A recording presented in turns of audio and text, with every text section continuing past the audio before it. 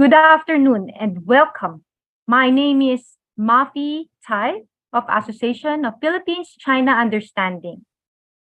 Emily and I will be your hosts for today's dialogue. Z时代青年是影响当今世界的新的 Gen Z is a new and important force influencing the world today. In order to deepen youth exchanges among Asian countries, Beijing People's Association for Friendship with Foreign Countries and the Association for Philippine-China Understanding host dialogue with Generation Z Seeing the World Together and the Philippine-Sino Generation Z online cross-cultural dialogue today. China and Global Times Online for their strong support. This online dialogue will focus on the common concerns and responsibilities of Asian countries from the perspective of youth. The online event wants to spread colorful culture through exchanges and mutual understanding between the Chinese and Filipino youth, and make positive contributions to the cause of promoting human progress and building a community with a shared future of mankind. 在活动正式开始之前，请允许我向大家介绍。 Before the official start, I would like to introduce the guests. They are Liu Yuhong, Vice President of Beijing People's Association for Friendship with Foreign Countries, First Class Inspector. Etiro Lambino, Chairman of the Association for Philippines-China Understanding. Shi Ding, Executive Chief Editor of Global Times Online. Xiong Ying, General Manager of China Energy Engineering Cooperation News Center. Representatives from China and the Philippines. We will introduce them respectively later. Thank you for your attendance.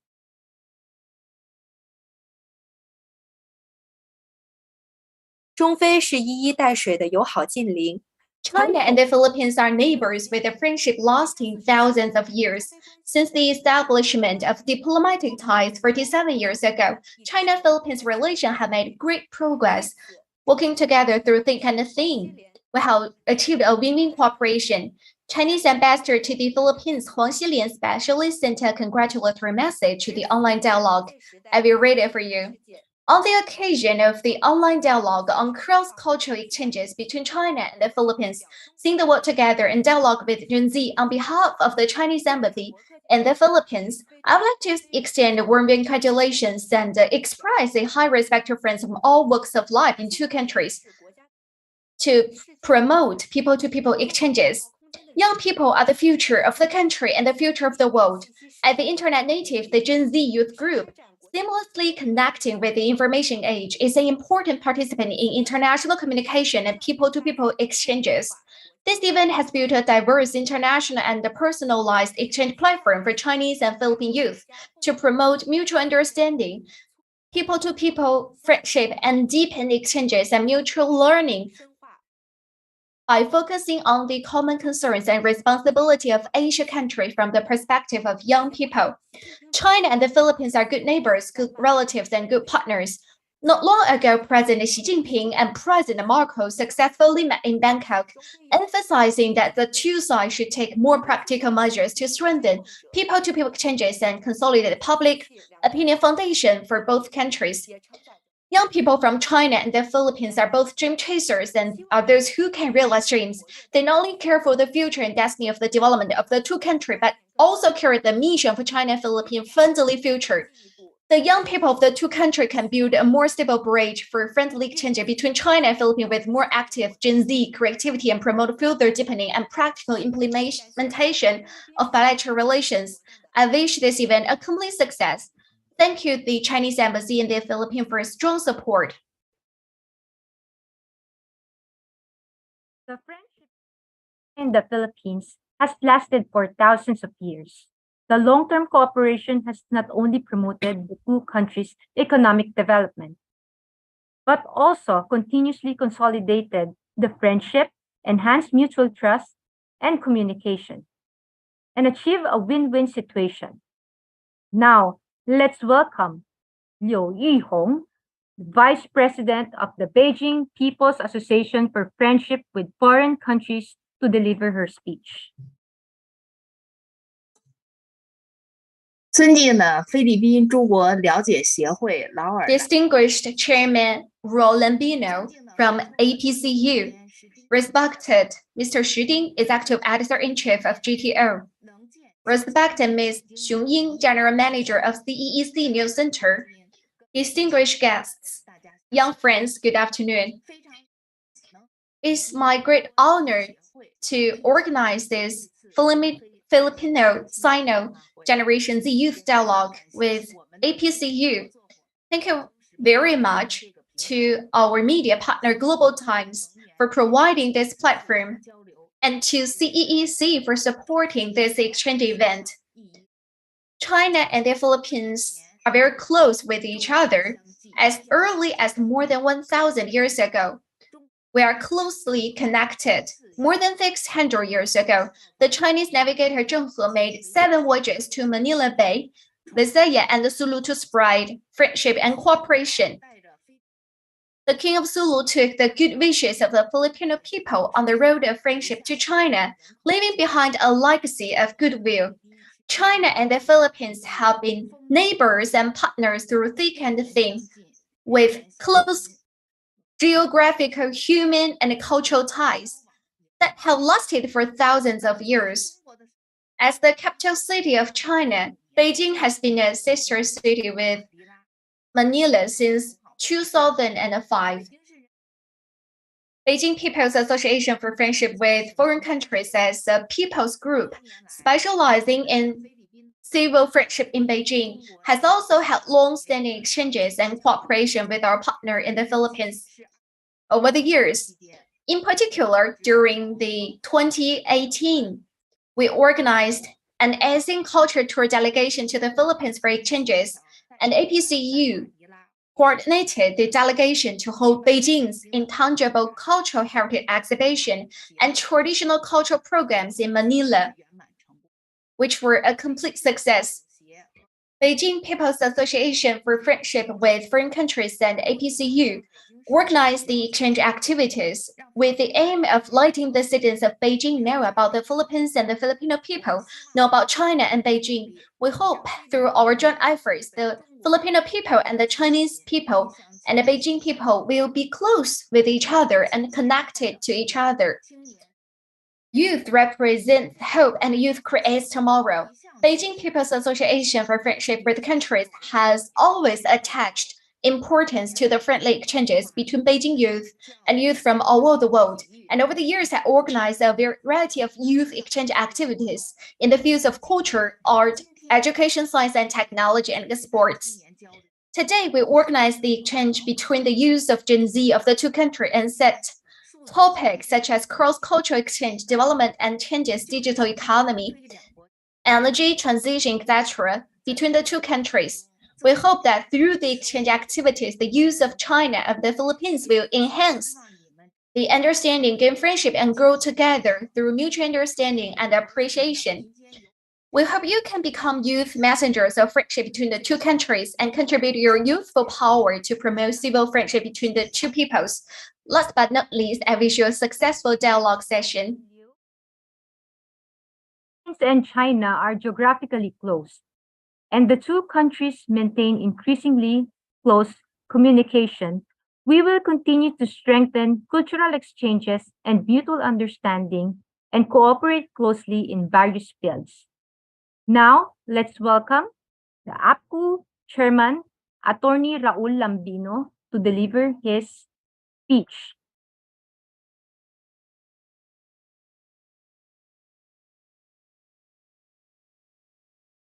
Chairman Lambino.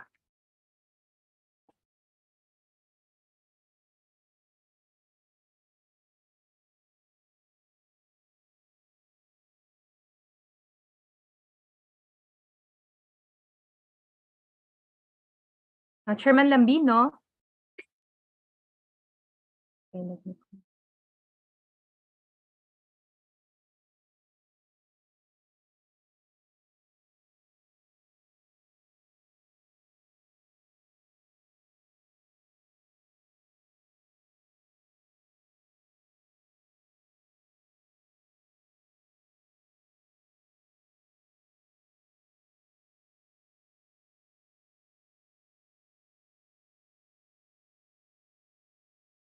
好，我们先进行到下一个环节。 Okay. 作为中国中央重点新闻网站，环球网通过基础 Now we will move to the next slide, next session. As we know that as a central network of the comprehensive news media, now we would like to invite Mr. Shi Ding, the Executive Chief Editor of Global Times Online, to deliver his speech. Distinguished President Liu Yuhong, Chairman Nan Biner and Xiong Ying, scholars and Generation Z from China and the Philippines, I'm very honored to meet you in the cloud to participate in this event. First of all, on behalf of this Global Times Online, I would like to congratulations of this event. Looking forward to the generations, they actively explore the opportunity of the times and play an important role in promoting the exchanges between the young people of the young. As President Xi pointed that the future of the world belongs to the young generation. In the recent years, young people, especially Generation Z, standing in the C position of the era. The most significant feature of the Z generation is that they always maintain their desire to explore and curiosity about the world. This event has built a personalized and diversified communication platform to narrow the spiritual distance between the Generation Zs in China and the Philippines. Adhere to the original mission of the connecting China and the world, Global Times Online is committed to the giving full play to the advantage of the media, and also building a bridge of the channel between China and foreign countries. At the same time, we also officially launched the major language channel on English, French, Russian, and Arabic and speech, open a new channels for people to understand China. We also use the content as a media to connect China and abroad, and we will continue to break the time and space barrier, industry barrier, and circle barriers to explore the new forms of the cross-cultural changes and create a number of the brand activities and theme forums with the idea of the people to diplomacy. We also believe that the perspective of the generation and the influence of the positive energy influences will inject impetus to the understanding and the trust in future exchanges. As we know that as early as 2019, the Global Times Online has already organized the largest overseas forum in history of the organization in Manila, and the Belt and Road to China, Philippine people-to-people exchanges and the Economic Cooperation Forum. More than 200 people has been attended in this forum to deepen the friendly exchanges between China and the Philippines. In addition, a Green World China-Philippine Futures Short Video Competition and the first Belt and Road 100 countries short video competition received more than 200 of the generations. This short video works about China and Philippine friendship, showing the touching story of China and the Philippines working together to forward the green future.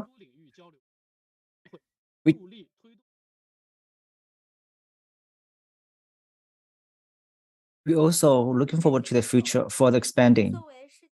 建设的主力军，中国能建以主业优势促进中非双方深化合作，不断拓展两国交流领域。下面有请中国能建新闻中。Let's also welcome Mrs. Xiong Ying, General Manager of. Thank you. Respected Vice President Lan Bino, Chairman Shi Ding, Executive Chief Editor, distinguished guests, ladies and gentlemen, good afternoon. I'm very pleased to gather with you through internet talk about cultural exchanges between China and the Philippines. Here, on behalf of the EEC, I would like to express my heartfelt thanks to all of the guests and friends from all walks of life who participate in this event.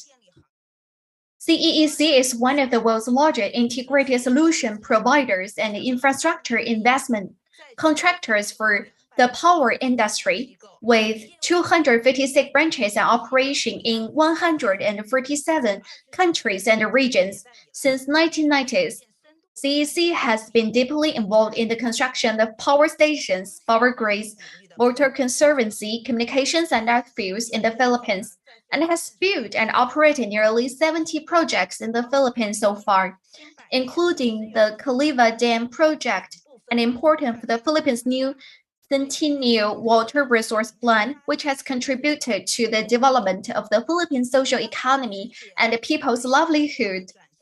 In today's world, the trends of green and low carbon transformation is irreversible, and the Gen Z will become an important force for future development. As a promoter of green transformation and builder of a green world, we very much hope to share our experience and practice in energy integration, development, and green and low carbon transformation with young Filipinos to feel each other's blending culture and explore the colorful prospects of a green world. Together with the Chinese Embassy in the Philippines and Global Times, online we co-host the Green World China Philippines Future short video competition, which received positive responses from Gen Z in both countries. We carried out the CEC Forest Slow Plan on social media, accompanied by the growth of carbon reduction seedlings, inviting netizens from all over the world to immerse themselves in clean energy projects. We organized an enterprise open day, inviting Gen Z to walk into the project site, view the Chinese vision behind green energy on site, and share the green energy development code of Chinese enterprises.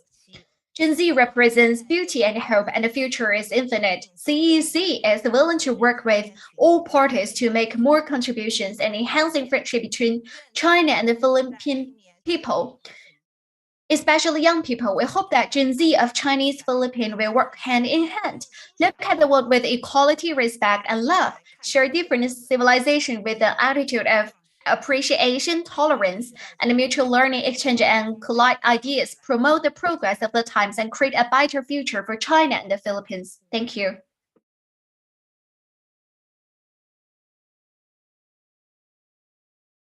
Thank you, Madam Xiong. Today, we are here to exchange views on four topics, namely opportunities and challenges of cross-cultural communication between China and the Philippines. Second, how to become young leader with cross-cultural leadership, China and the Philippines in the eyes of Generation Z, and the ideal future in the hearts of Gen Zers. And the fourth, the impact of digital economy.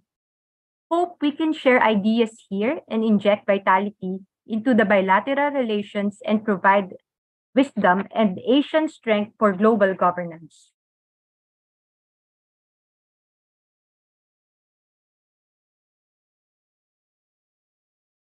China and the Philippines are good neighbors, friends, and partners. As the bilateral relations continue to flourish, we're also facing new opportunities and challenges. Our first topic today is opportunities and challenges of cross-cultural communication between China and Philippines. Let's welcome Wu Meihong, Associate Professor and Director of Gen Z Creative Communication Center in Beijing First Studies University. Respected Liu Yuhong and Lambino, first of all, thank you for inviting me to participate in such a high-end and dynamic online dialogue event where there are the strongest brains and the most active brains. The theme of today's event is dialogue with Gen Z and seeing the world together.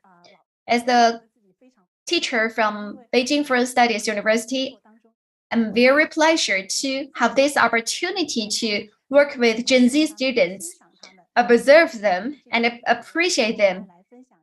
So take this opportunity, I'd like to share with you some of the values from Gen Z and the spread in the cross-cultural communication between the two countries.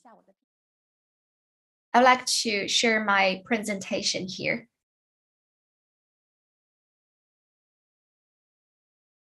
Can you see it? No. Thank you. I'd like to share with you about my presentation is divided into three parts. First, maybe some of us are Z+. I'd like to share with you that we need to see the value of Gen Z. And to the Gen Z group, you need to create a value. And then I would like to share all of you that like the value seen of Gen Z. First, we need to see the value of Gen Z. We must first have a clear portrait of Gen Z. According to the world population data released by the United Nations and the World Bank in 2022, the number of Gen Z born between 1995 and 2009 is about 2.1 billion, accounting for around 30% of the world's total population, which is the largest intergenerational group in the society development. As we all know, the GZ, known as the internet natives, who has experienced the explosive growth of the mobile internet. So we regard them as a mode of behavior and attitude. From this new group, first, they are the group most familiar with information technology and digital terminals.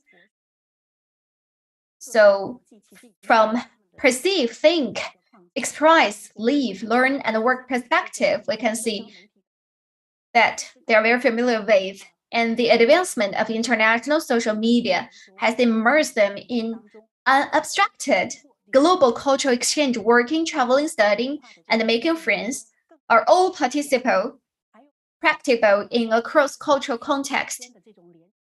Then this kind of connection is more closer than before, and the Gen Z pay attached to some important things. For example, the climate change, cultural, and artistic exchanges. Those during our exchanges, we can see what are Gen Z involved in. Those are the platform that Gen Z in China are involved in, with from where they can get their entertainment and social connectivity. At the meantime, we can see that some individualized code, 70% of them, because thinks their individual expression is more important than that of others. They think they're very unique and they have the sense of ceremony in their lives, because which can bring them sense of belonging, because they do not want others to feel sad. I'm not sure the Gen Z here agree with me about this code. So they pay attention to their individual value and pay attention to their individual expression.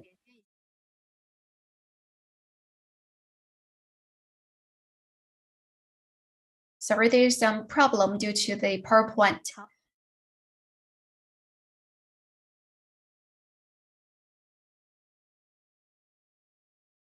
The Gen Z likes the young culture, for example. This two-dimensional culture, the visual conquer, and the video games culture, which are compared with the traditional sports culture. They think this kind of video games can be focused to their individualized expression, the traditional Chinese culture or street culture. The above are the portrait of the Gen Z. So no matter whether it's deep or light, it can shed some light on how Gen Z can create value in cross-cultural communication. First of all, from physical presence to emotional presence.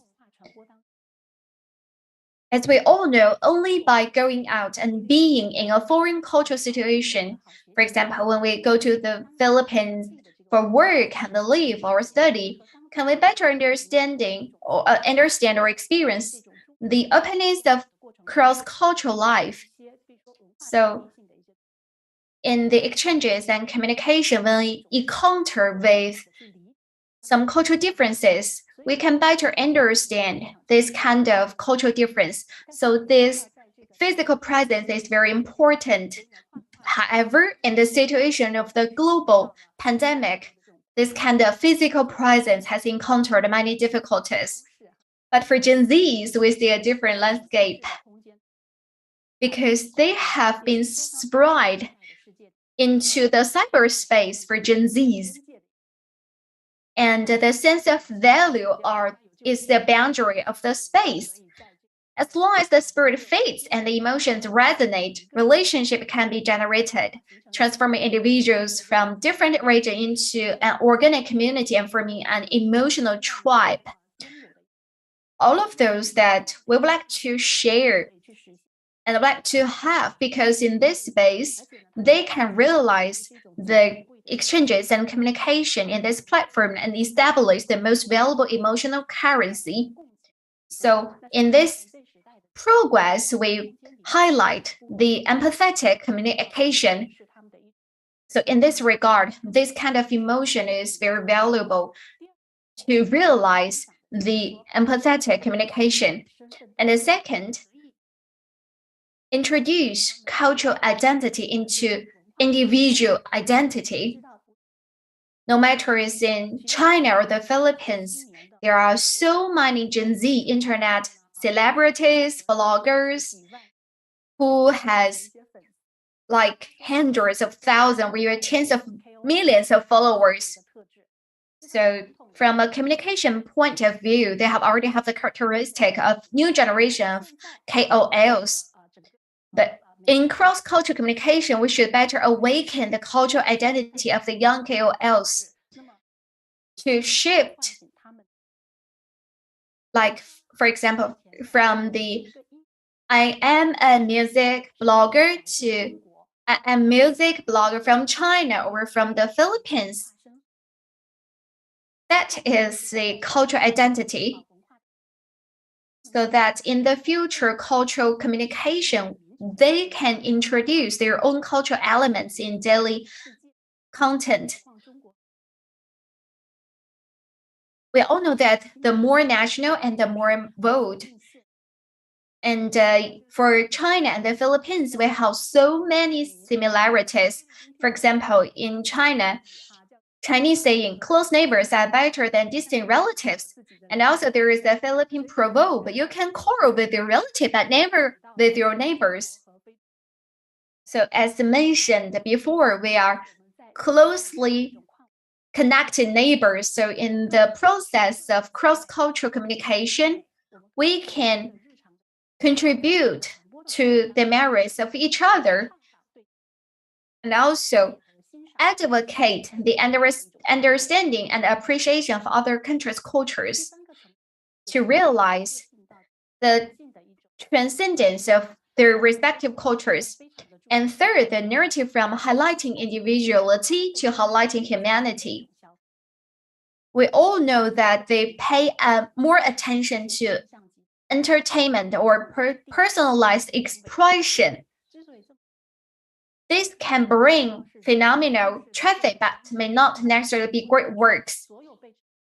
Because as mentioned, all the stories that are called great come from great ideas, and in almost all great story ideas, there is a human expression. So in the future, we can consider in the creation process, we can add more human narratives into that.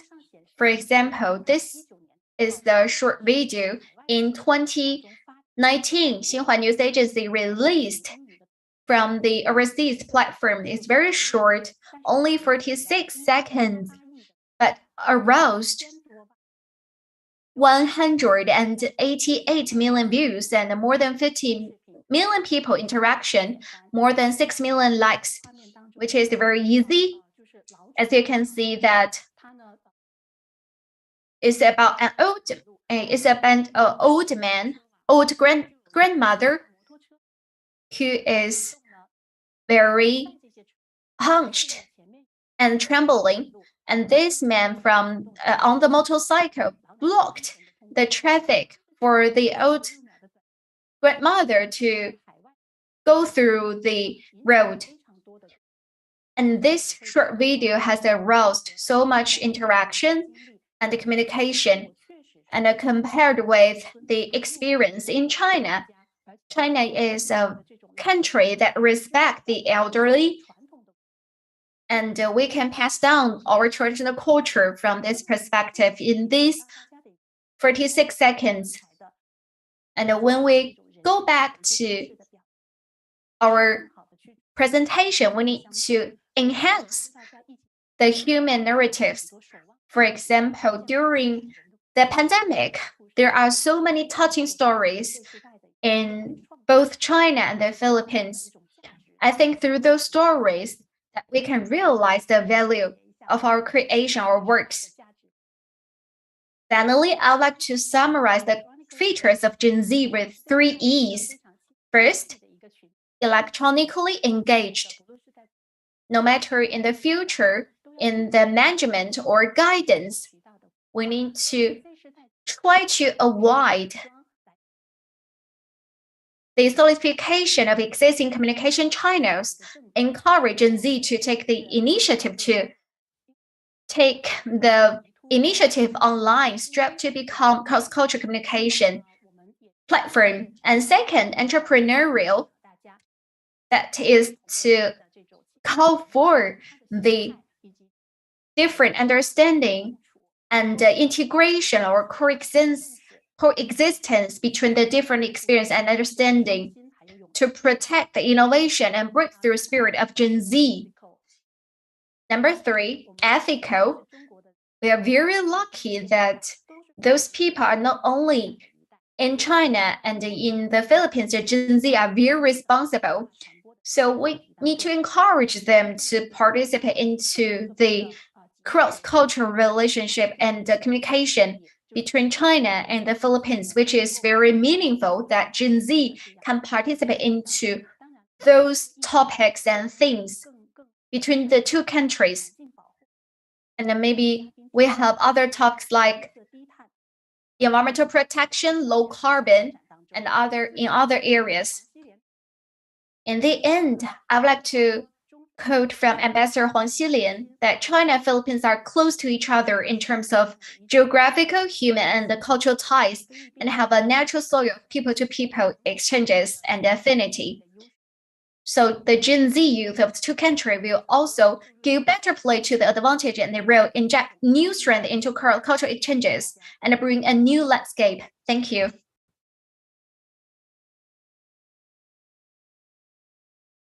主持人，我的发言结束了。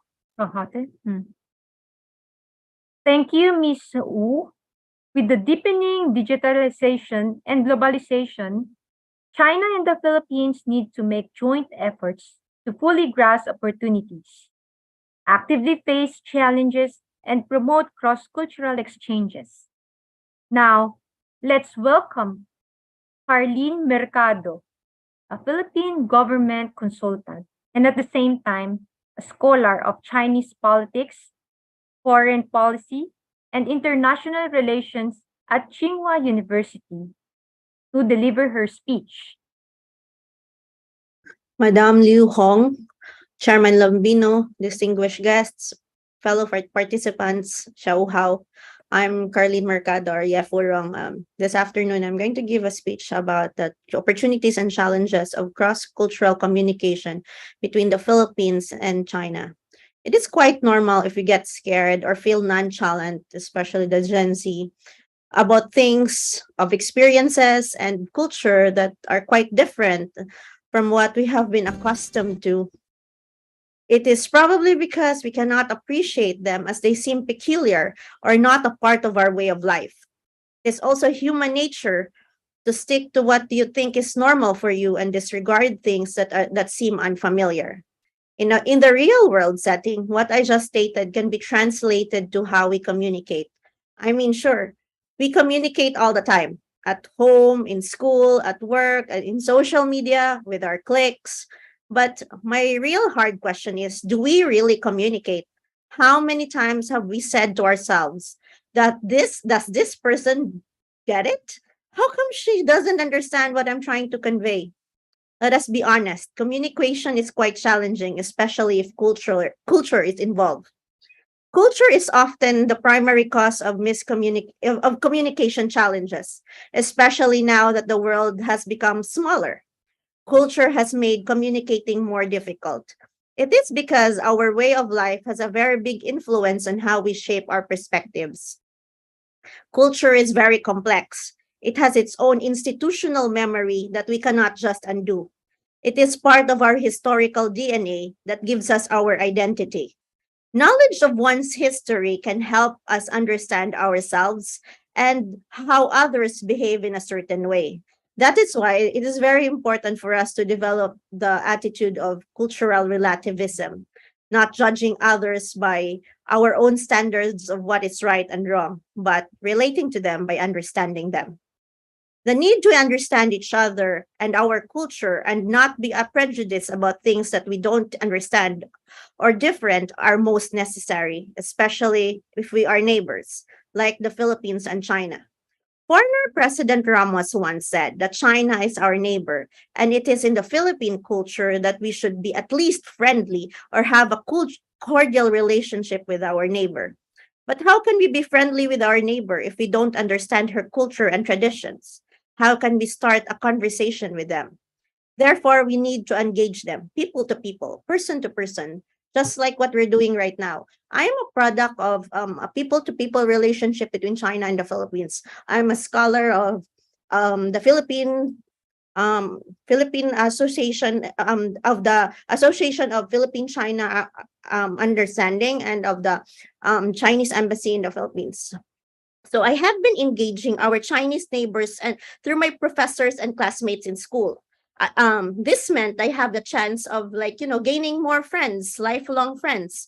I have a I have I have learned a new language, which is quite important in the 21st century, and a new way of life. This is very important for me because I'm fourth generation Chinese, and being fourth generation Filipino Chinese meant that practically my Chinese heritage is non-existent. It also gave me a chance of seeing the world in a new perspective and break barriers. But it is also quite challenging, especially if language barrier and there's a difference in communication styles. Because as Filipinos, we learned the American English. So if it's going to be in an English but a different kind of English, it's quite hard to understand. There's also a different style of attitude on how they do conflict and conflict resolution. There's also a different perspective in decision making. Like Filipinos, especially the Gen Zs, we are taught to be like independence means like you have to like think on your own. We don't really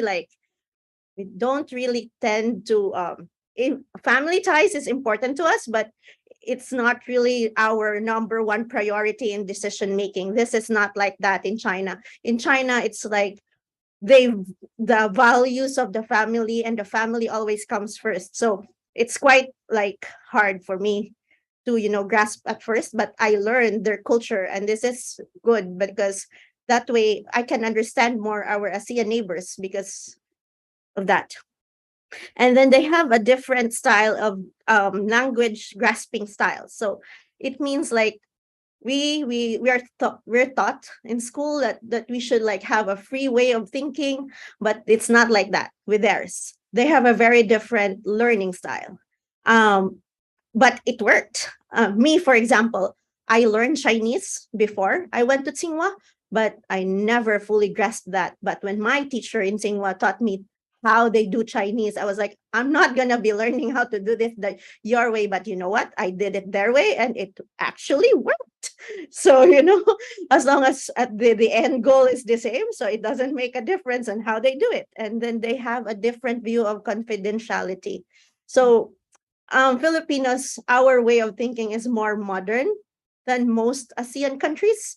So it's kind of like we have a different, like, what is confidential for us or what are private things for us might not be private for them, and what's like private for them is not private for us. But these are just my experiences and how I engage my classmates in school and my professors. All in all, this is really cross language or cross communication between the China and the Philippines. It's not a problem for me.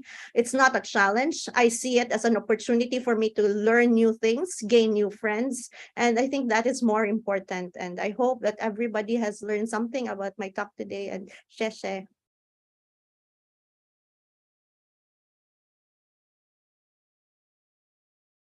感谢卡尔感谢卡尔琳女士。 Thanks to Caroline, she shared the changes in cross-cultural exchanges between the two countries, and also the necessity of the two countries, necessity of the relations between the two countries. Now let's welcome Wen Jin, a postdoctoral fellow of Research Associate in the Center of the Strategic and Security Study in Tsinghua University, to deliver his speech. Distinguished guests and leaders, thank you. Good afternoon. 很高兴有机会 Thank you for your invitation. I'm very happy to have the opportunity to meet you all from China and the Philippines via the video. 在清华大学战略与安全 Actually, I was worked in the Center of the Strategic and Security Studies of Tsinghua University. The director of our college is also the former ambassador of China to Philippines. 今天呢，我想就中非跨文化交 Today, I would like to share with you about the topic of challenging and opportunities of the intercultural changes between China and the Philippines. So first of all, please allow me to introduce us two stories. The first was in 2016 when I was working in the media. We have also founded the China ASEAN Youth Summit with my professor of Peking University. I'm not sure you know that. I met many Philippine students who studied in China at that time. They are enthusiastic and cheerful and actively participate in our summit. I am deeply impressed. The second story was in 2018. And we are hosting the celebration of the alumni of international students celebrating the 120th anniversary of Peking University. One of the guests at the time, Mr. Jimmy, who has been the opponent of President Marcos as the new ambassador of Philippines to China. He has lived and worked in Beijing for decades and is only the alumnus of Peking University. 10年，他不仅是这个北京大学 He is not only the alumni of Peking University, but also the founding president of the Peking University International Students Alumni Association. Over the past years, Jimmy has made contributions to the promoting Sino-Philippine exchanges. So I would like to mention that it was Ambassador Jimmy and many groups of Chinese and Philippine students studying abroad who contributed the individual strengths to the cross-cultural exchanges between China and the Philippines, lay a good foundation for the exchanges between the two countries. The previous speaker has shared a lot of difference between China and the Philippines. I would like to share with you the best history of the China's exchange with the Philippines. We will find that the cultural exchange between the two countries has a long history. It is well documented that in the Song Dynasty, when China and the Philippines conducted people-to-people exchanges through maritime trade, during the regime of the King Sulu of Philippines and the Ming Dynasty of China, bilateral relations have already reached the peak. Many overseas Chinese from Fujian and Guangdong province has become practitioners of Sino-Philippine cultural exchanges, while on June 9th in 1975, China and the Philippines formally established diplomatic ties. While in November 2018, President Xi Jinping paid state visit to the Philippines, the leaders of the two countries unanimously decided to establish a comprehensive cooperation partnership. After the President Marcos assumed taking the presidency of the Philippines this year, the leaders of the two countries has reached a series of the consensus on the development of the relations between the two countries.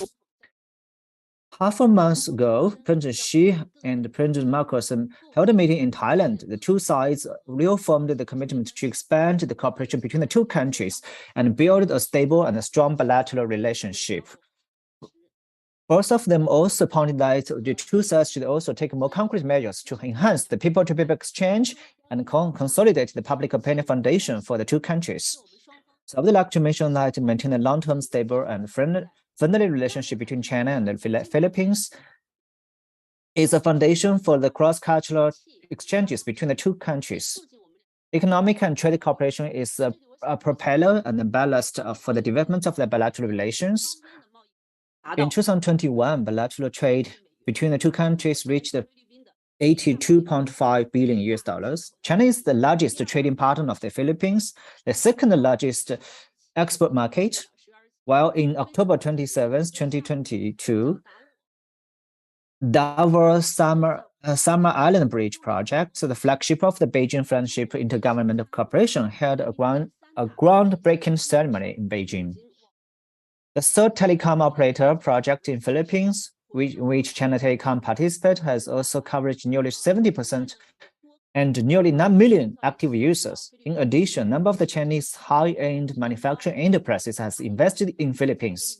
For example, the Alibaba Cloud has completed its construction data center in Philippines. Cooperation between the China and the Philippines in political, economic, and other fields provide a good opportunity for the cross-cultural exchanges. I would like to also share with you the challenges what we have faced. The current world is facing rapid changes. As we know that the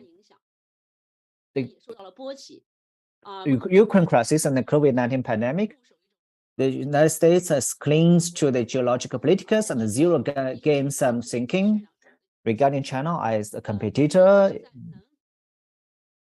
Actually, China and the Philippines has complicated relations in terms of the South China Sea issues.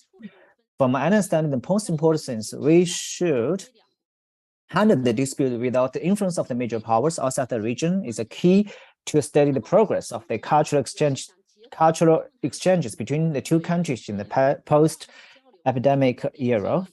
I would like to share several suggestions on this platform. First, we should follow the principles of the mutual respect, openness, and inclusiveness, mutual learning. The cultural or cross-cultural exchanges between the two countries are not all smooth. The speakers before has already mentioned that we have shared the different customs, language, religions, belief, and ideologies. People-to-people exchange has always been influenced by the politicals and diplomacy of the two countries.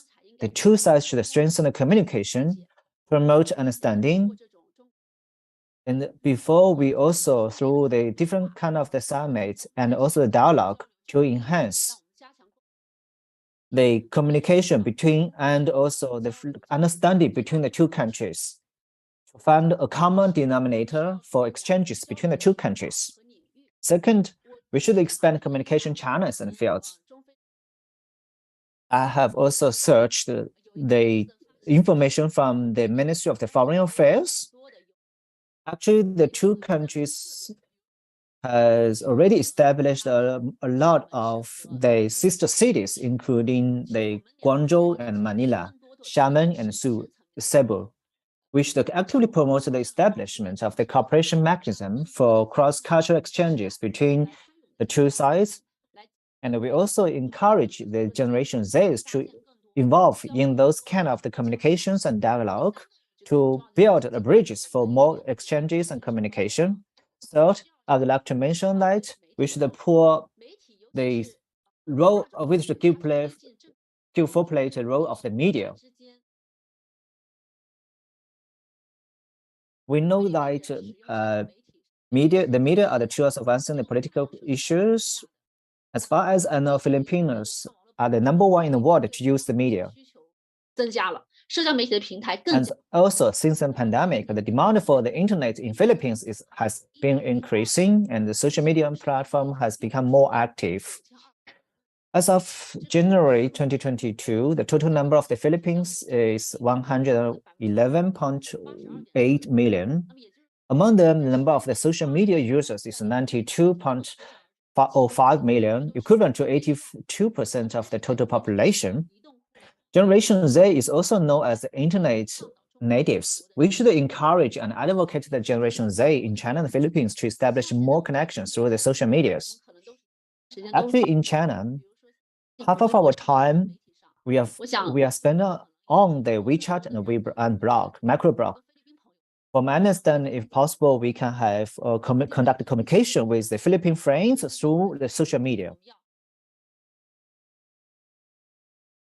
The next point, I would like to pour the strengths of the Generation Z by understanding the youth group. As we know that as the new force influencing social development, Generation Z is also the most dynamic group and the major force for the cross-cultural communication. Only by fully pouring the strengths of the Generation Z can make our exchanges more vibrant. As we know that this G20 summit and the APEC summit has been held in Indonesia and Thailand, which also recognize the Asia has ushered into the highlight moment. We hope that both countries can fully leverage the power of Generation Z to work together to create a golden moment of the cross-cultural exchanges. Thank you all. Thank you, Ms. Jody. We look forward to the continued sharing of development achievements between the two countries to jointly promote mutual learning of civilizations and create a better future. Now, let's welcome Ellen Huang Ting, the Special Assistant to the Board of Directors under Tambor Realty Corporation, to make her speech. Ellen?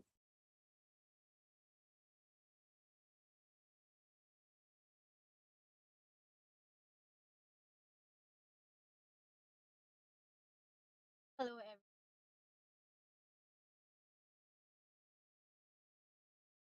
Hong Ying, good afternoon, and all of our fellow guests, good afternoon. My name is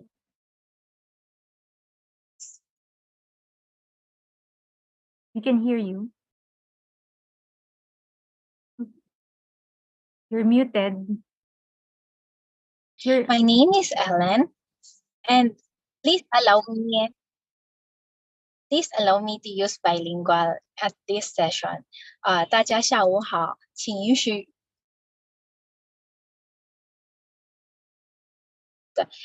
许我用中文跟英文跟大家。Please allow me to use Chinese and English to talk about our topic today. Opportunity and challenges of cross-cultural communication between the Philippines or generations.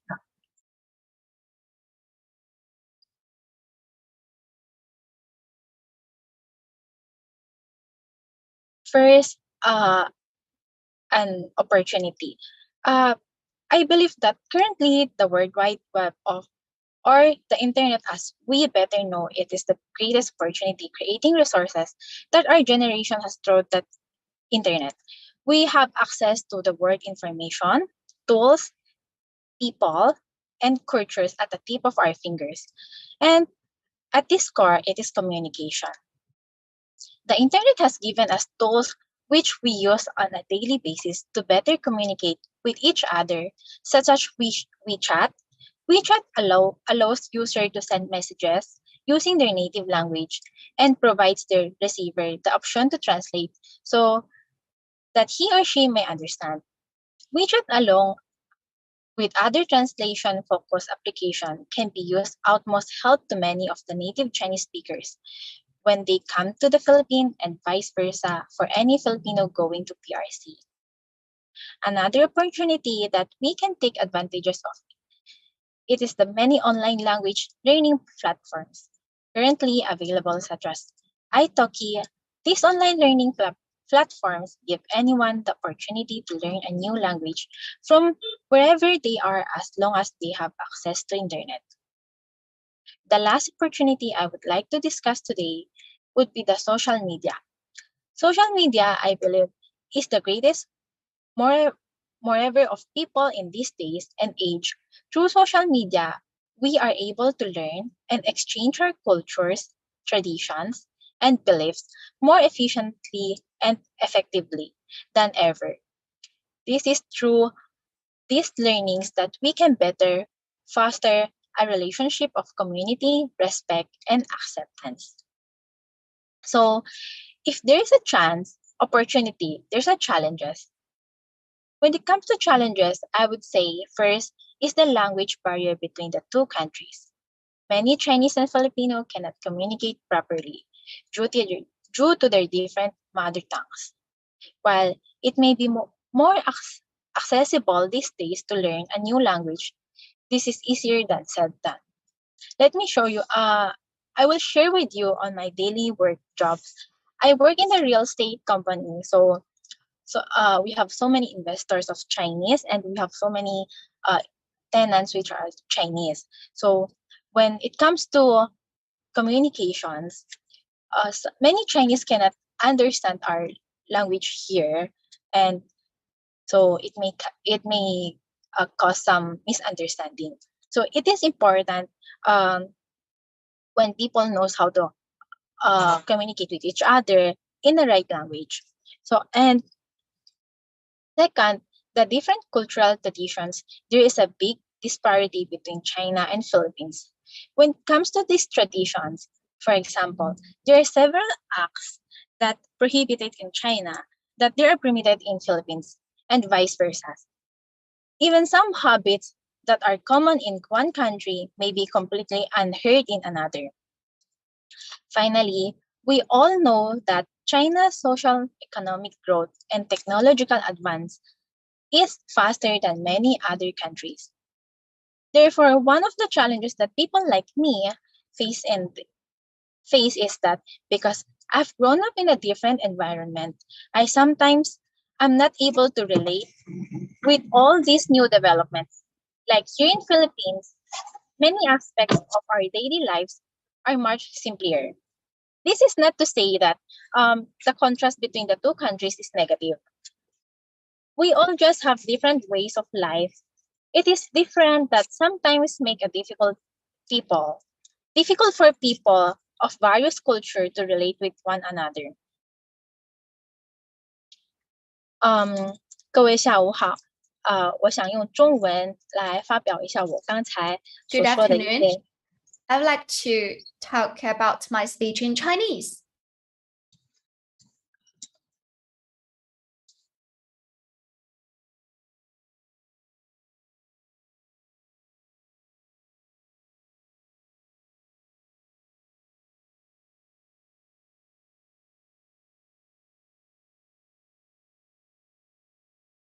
Sorry, you're muted. 首先呢，很感谢有这个机会跟大家 First of all, 分享一下这个个 it's 人的 really my 个人 pleasure 的 to 观 have 点。 this opportunity to share with you my opinions. 对于菲律宾与中国跨文化交流的一 As 些 for 机 the cross culture between two 挑 countries, 战， when they talk about the opportunities and challenges,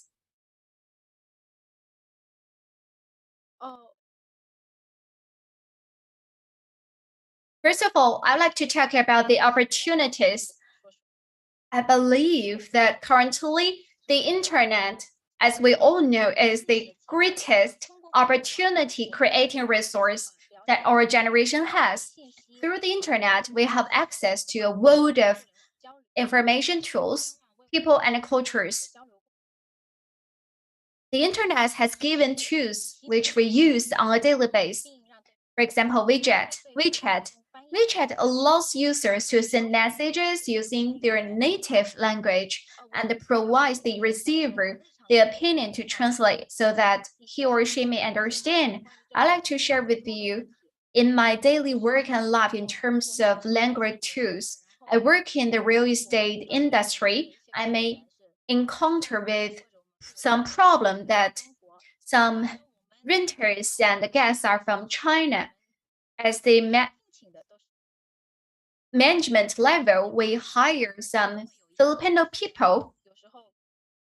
Sometimes we may encounter some language barriers and there may be some misunderstanding. I think these challenges, at present, I find out that in my daily life, this challenge is brought by the two countries that when we communicate with each other. And the second, we have different traditional cultures because for two countries that have huge difference, for example, the habits and the beliefs. And the fast growing economy in China is faster than that of other countries. For example, I was born in China, but since I was 5 years old, I came to Philippines with my parents. It means that I grew up in a different country. I grew up in a total different environment. So sometimes I cannot connect me with some new development. For example, in the Philippines, it's much easier in our daily life in the Philippines. I'm not saying that the comparison between the two countries are negative due to those difference that some people with different backgrounds cannot be integrated with each other. Those my opinion. Thank you for listening. Thank you.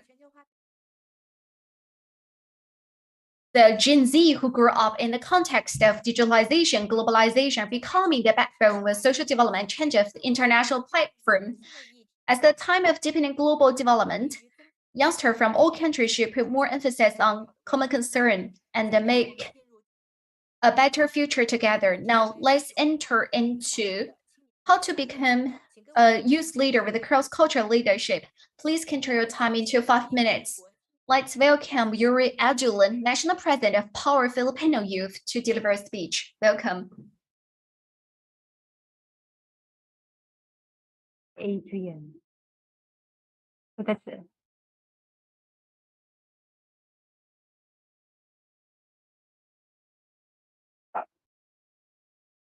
You're muted, sorry.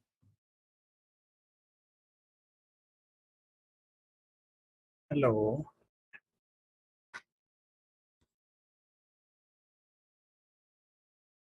Okay, can you see the screen?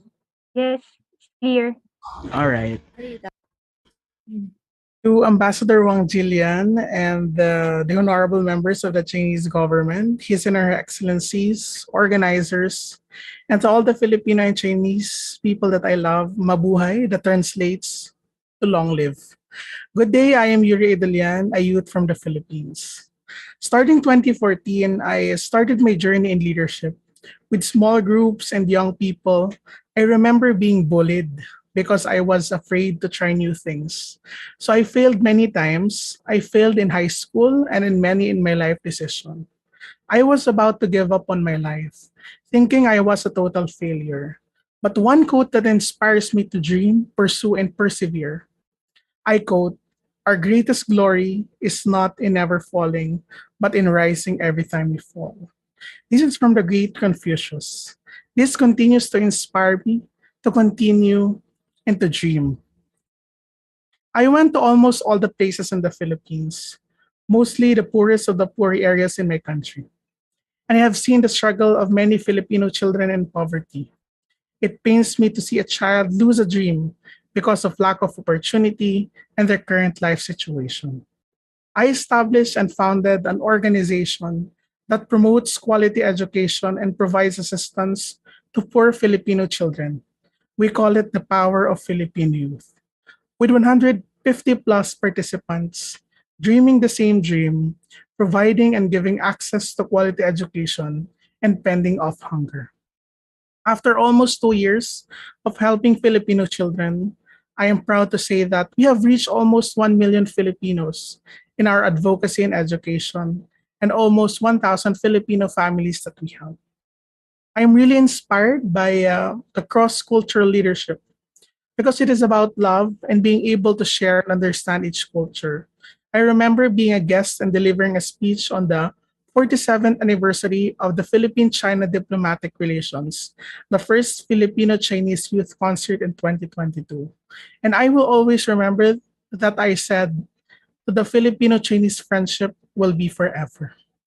And grateful for the opportunity to meet the Chinese student scholars of the Philippines Association in the Philippines and continue strengthening the Filipino-Chinese friendship. I will always say that I am committed in sharing and promoting the Filipino-Chinese friendship. This speech is short, but I want to sum this up to three things that I want our youth to remember. Number one is to continue to inspire your fellow youth. Second, to continue to build friendship and love. Lastly, to continue to contribute to the world. Before I end this, I would like to again thank you, our organizers, the Global Times, and to all our guests present here today. I'm hoping to meet all of you, and I'm hoping to visit the country that I love, China. Continue to lead and to continue to inspire. Mabuhay po kayong lahat. Maraming salamat. Ipagpatuloy po natin ang pagsasamahan at pagtutulungan. This translates to long live to all of us. And thank you very much. Let us continue to love each other and help each other. And I hope that you will continue to provide assistance to Filipino children as well. Maraming salamat, Sheshe. Thank you. Thank you for that inspirational sharing, Yuri. Hope Gen Zers can constantly think and continuously be kind and friendly and have a sense of responsibility so as to contribute to mutual trust, assistance, and cultural exchanges between the two countries. Chen Hong, founder and president of the Chinese Student and Scholars Association in the Philippines, is also present today. But in order to ensure the smooth communication, she had recorded a video in advance to make a speech. So let's have a look of her video.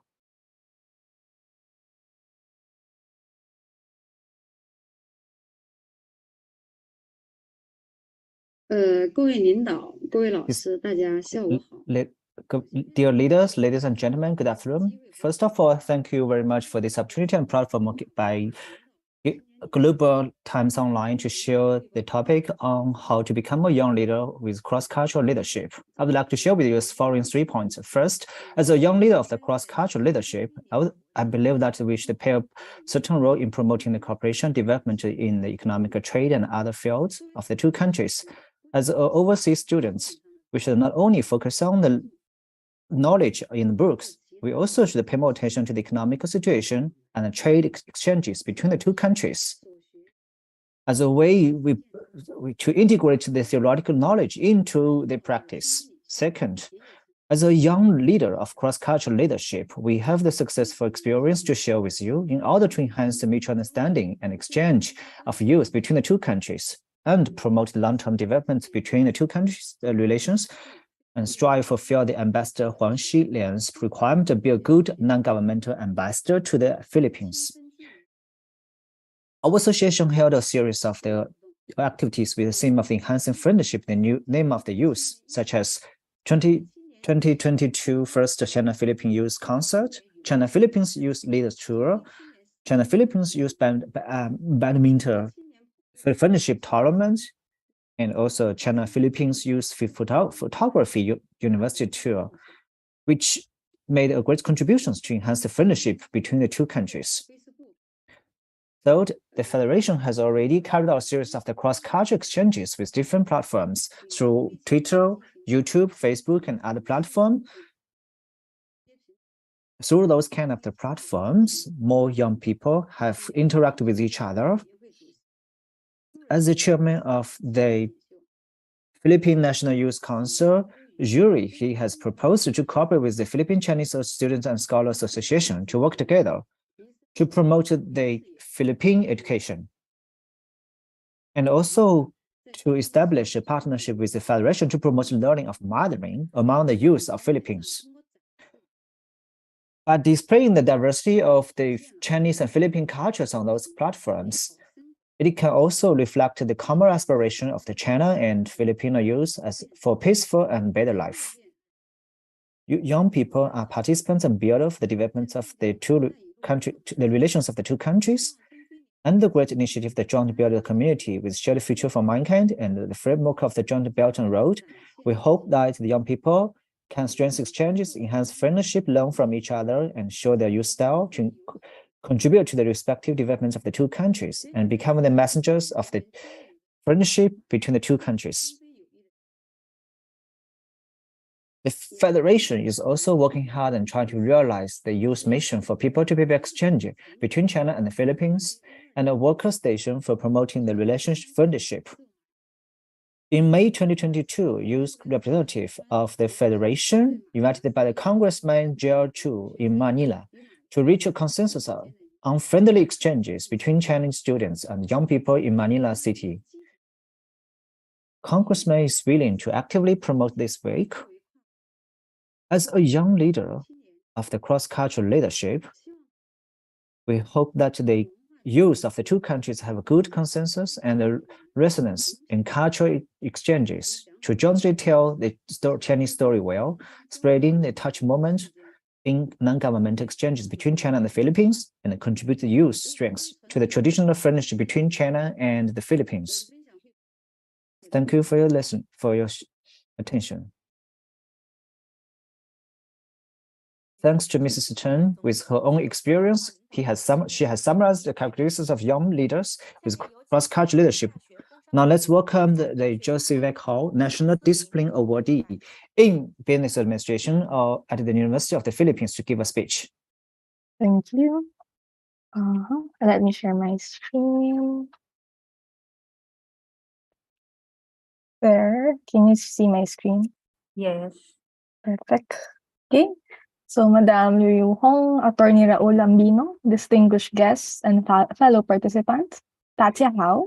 So, I am Joseph Hao, and it's an honor to share with you about my views on cross-cultural leadership and how can we capitalize now that we continue to strengthen our friendship and partnership with each other. So, before we begin, let's briefly touch on the three common types of leadership so we may be able to distinguish what sets cross-cultural leadership apart. So first is the mainstream leadership. So leadership in the scenario, values, norms, rules, and behaviors are typically represented by the predominant group in power. So this kind of leadership is keenly focused on the development of permanent, stable, and hierarchical positioned individuals belonging to the predominant group. So next we have the traditional leadership style, so where it stemmed from a cultural group but is not perceived to have power within the mainstream power structure. Finally, our main topic for today is cross-cultural leadership. So this is a leadership that is deemed effective across cultural groups. So these people lie in between the mainstream and the traditional power structure, and they maintain credibility and connect these groups. So since these people, we connect two different cultural groups and effectively lead them as a whole, we call those leaders as the bridge builders. And that brings us to our topic of youth leaders as bridge builders. So youth leaders as bridge builders, so youth nowadays have the resources and experience to give them increased awareness, a more intellectual understanding, and respect for cultural diversity.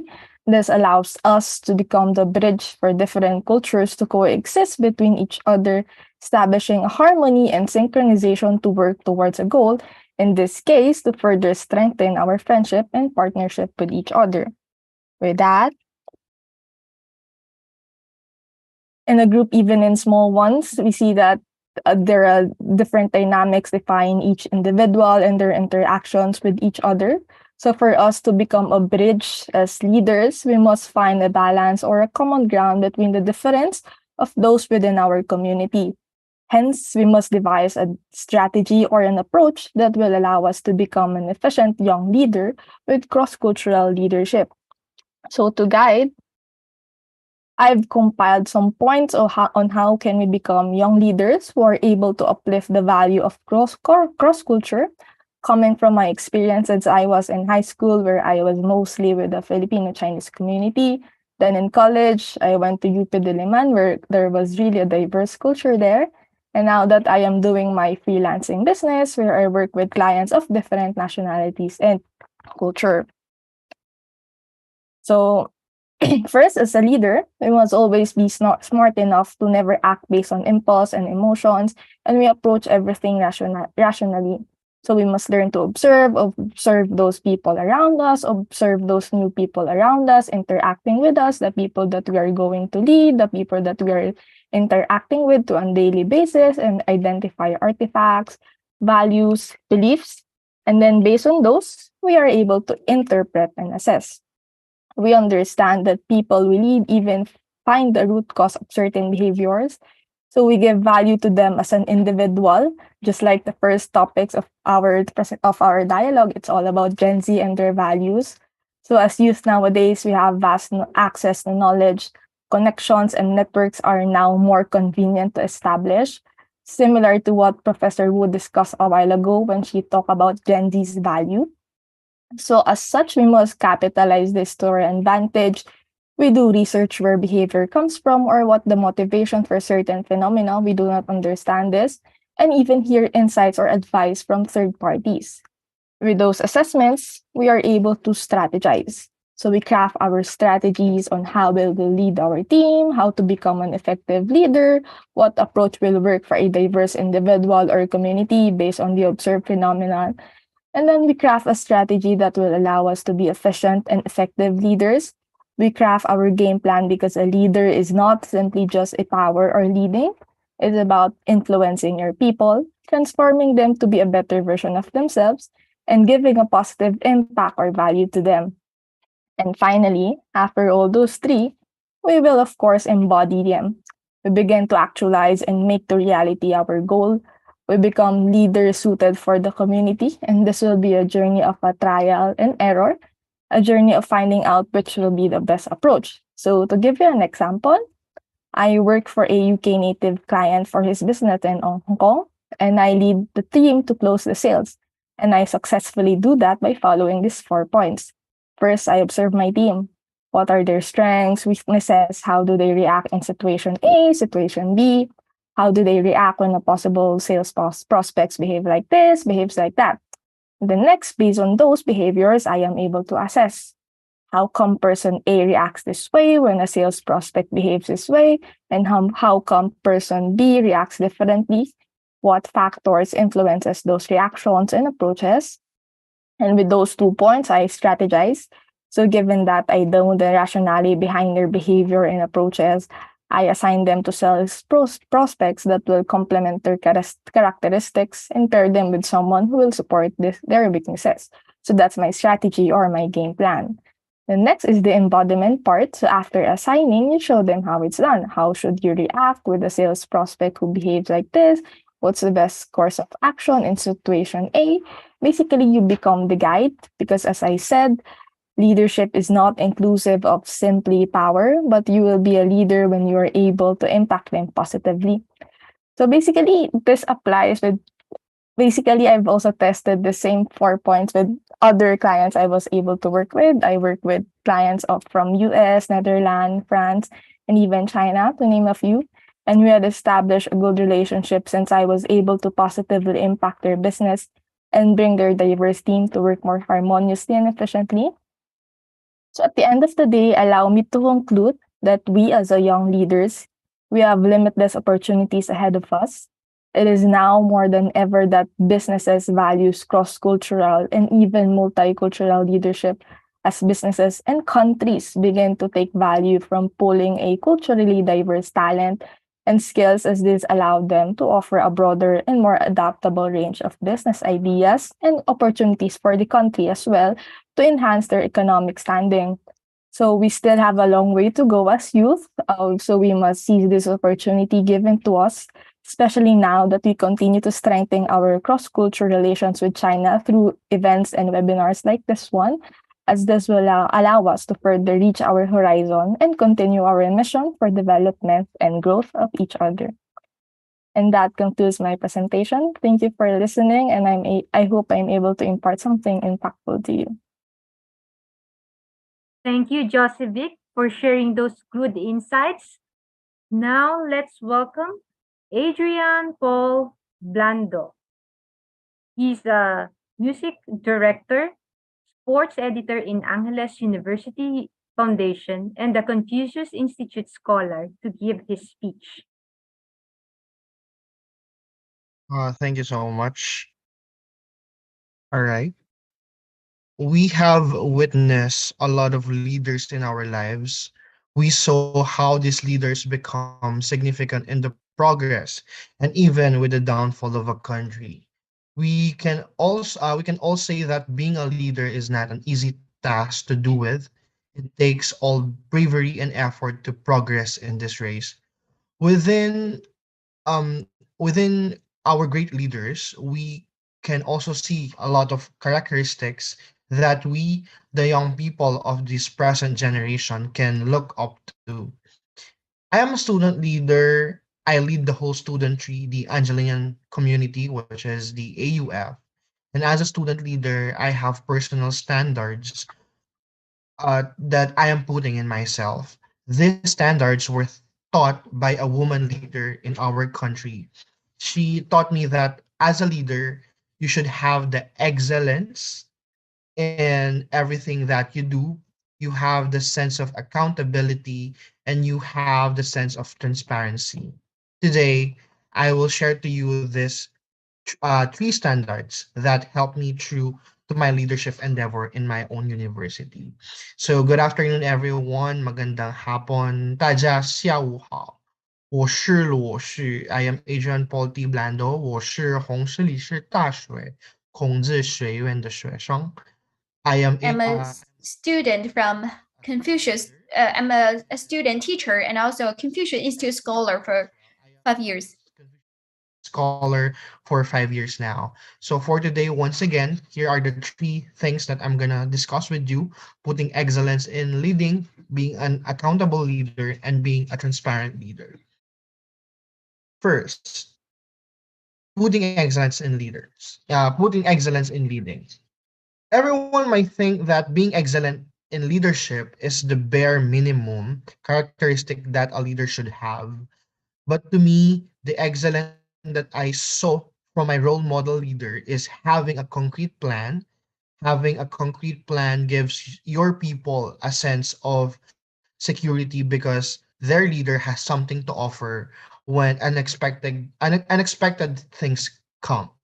This secures your people to trust their leader. They are secured knowing that as a leader, you have a solution in mind.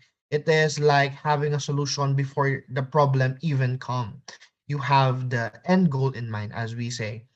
More so, the excellence and the preparedness should always benefit our people by simply monitoring them. Monitoring your people will not help the people per se, but also you will be able to listen to them and get the idea what you should improve and what to do as a leader. Lastly, in excellence, from the very start of your leadership, there should be no ill intention. You should be pure with the things and with the power that you have. We should always put in our mind that we serve the people, we do not serve ourselves through our power. Secondly, we have the being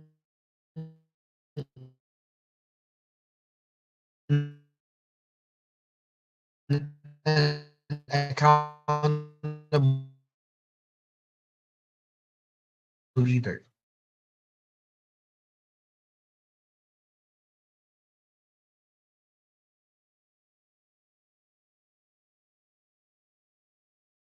Adrian?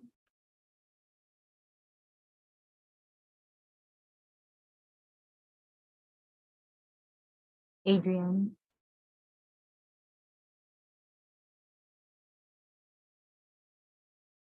罗旭在吗？网络是否有异常？ Is there any problem with your internet?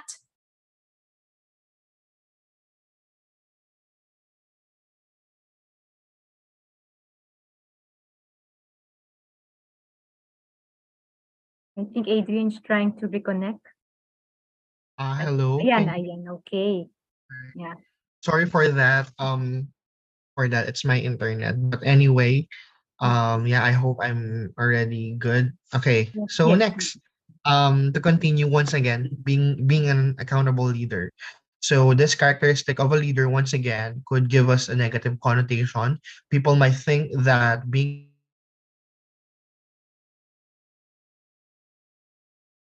is to accept as a leader.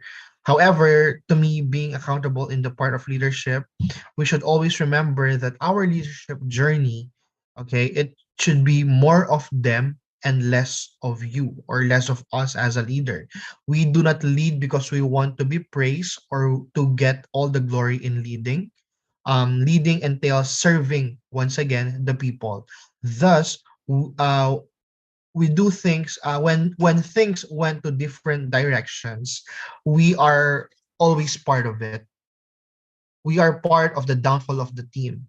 There is always you in all of the things that we do in our organization because leaders are the one who allow things to happen inside his or her team. So we should always be held accountable and be with our team when things are getting worse. This is the time to remind everyone that we do not pass the blame to our members as if we are blameless, but we share the blame with them. And then lastly, being transparency or being transparent leader. When you're a leader, you put yourself to criticism. This is really really hard. Whether you do good or bad, people have something to say, but definitely we do not take it against them. We do not take it against them. We should allow these things to happen because that is already part of our lives to be criticized. We should always entertain their questions and suggestions if it is necessary. If someone asks you with your records, show up and show them. If you are a true leader, you do not see things, this kind of things, a burden, but instead a chance for you to show to your people that you are indeed a true leader. Moreover, a transparent leader is honest. This might be a cliche to listen, but this is necessary. We should always be honest in everything we do, whether there are people looking or there's no people looking at us. And when the things happen in the way that we do not expect, we do not keep those mistakes, but instead we become transparent and talk over it with your people. To end my speech, let me end it with these questions. Are you an excellent leader? Are you an accountable leader? Are you a transparent leader? If not still, I think you should really think about it and considering if you are really into leadership. Thank you. Sesyatadsa. Dakal pong salamat. 感谢罗旭。Z 时代作为新时期最具活力的群体，肩负 Thank 着 you. Entering Gen Z as the most promising and energetic group, shoulder the mission and responsibility entrusted by history. They have distinctive personalities, a broad vision, independent and innovative spirits, become the backbone of society. Let's move to the third topic, China Philippines in the eyes of Gen Z. The development and changes in China Philippines from perspective of Gen Z. First of all, let's welcome T. Lampoto Santos, Professor of Law of the College of Law in the De La Salle University, to deliver a speech. Yeah, let me share my screen. Do you see it? We can't see anything yet, attorney. Yan, okay. Wait.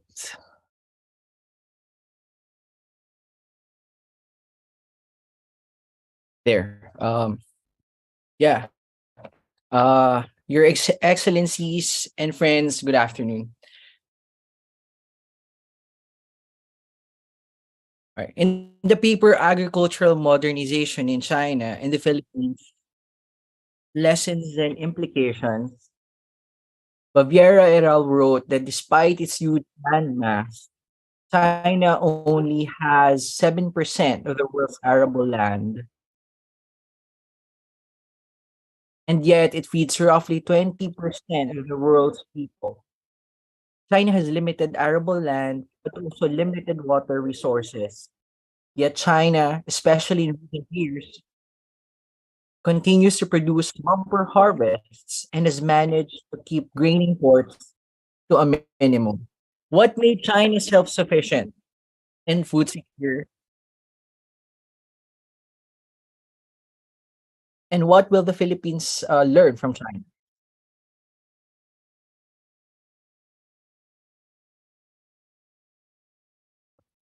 Baviera observed that in 1949, 70 to 75% of the cultivated land was owned by only 10% of the local population. Rent, rent paid by tenants to landlords constituted 50% and sometimes up to 70 to 80% of their harvest. The communist government confiscated land and distributed it to farmers free of charge. It was hoped that farmers' enthusiasm would fuel productivity, but soon it was realized that left to themselves, the farmers could not cultivate the land economically. Collective labor units were then organized in the form of mutual aid teams, which were upgraded into elementary agricultural producers cooperatives. Under the APC system, cooperative members held shares but no longer had claim to the land as private property. The commune system was subsequently established during the Great Leap Forward campaign. The commune was multifunctional economic, social, political organization responsible for agricultural and industrial. However, the communes failed to improve agriculture production and were found to be an ineffective vehicle for industrialization of the rural areas. In 1978, the Household Responsibility System, or known as the Contract Responsibility System, was introduced by President Deng Xiaoping in government. This reverted farming activity to the family unit,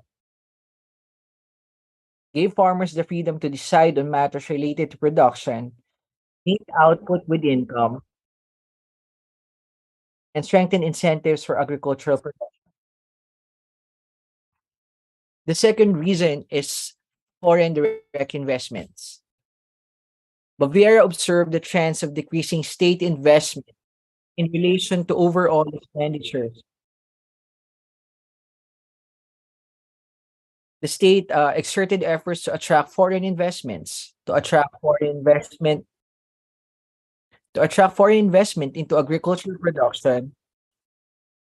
China allowed foreigners to lease farmland in certain provinces for as long as 50 years. Joint ventures were also allowed with some of the country's 2,120 state-run farms.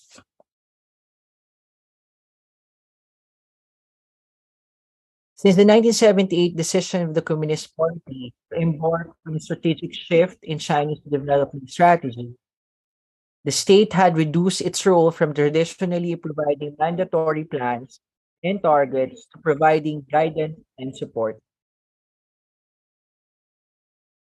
The third is economics of scale.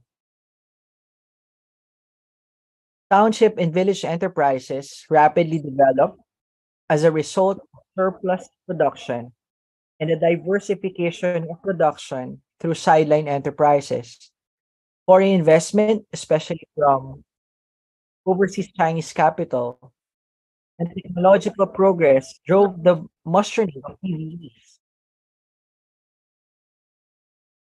Many of these were involved in storage, processing, packaging, marketing, and transportation of agricultural produce, therefore helping to bridge the gap between city and the countryside.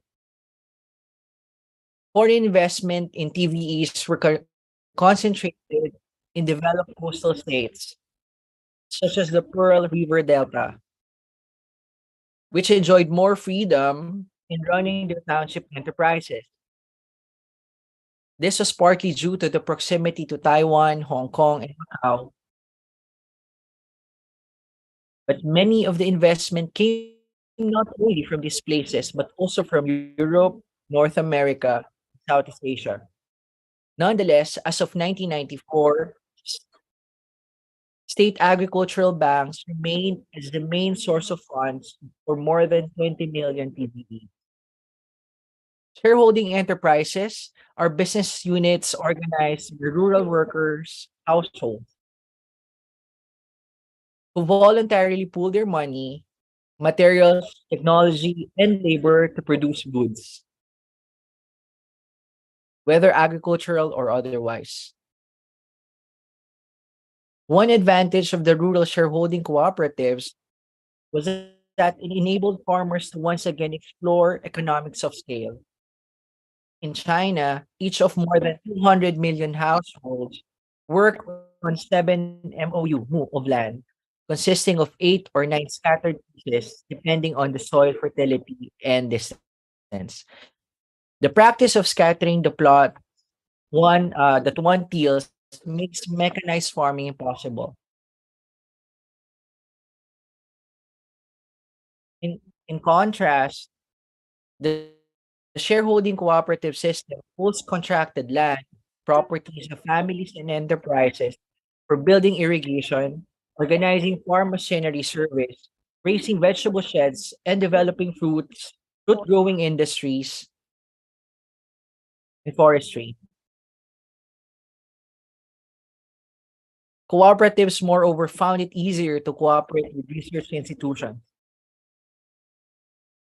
Baviera also writes that under the system, it was argued clear property rights should enable enterprises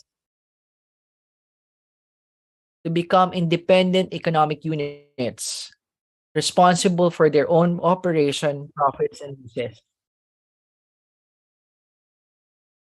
Democratic means of supervision were to be instituted to prevent collective property from being appropriated by village and township elites. The system was attractive not only to individual producers, but to social corporate bodies as well as foreign investors,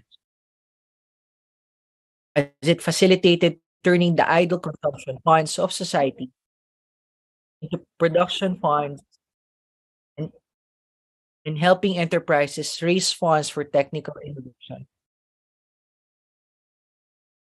Now I move on to the status of Philippine agriculture.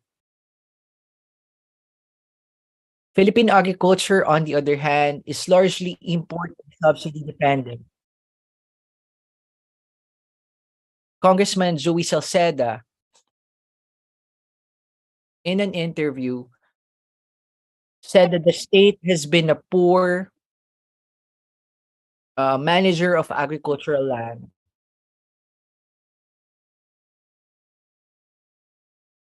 Since 1972 up to the present, or from the time of former President Ferdinand Marcos Sr.,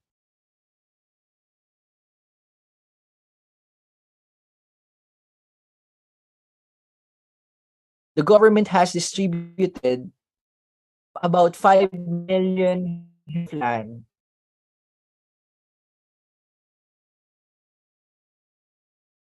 Former Agrarian Reform Secretary John Casaciones has said that 90% of agricultural lands have been distributed.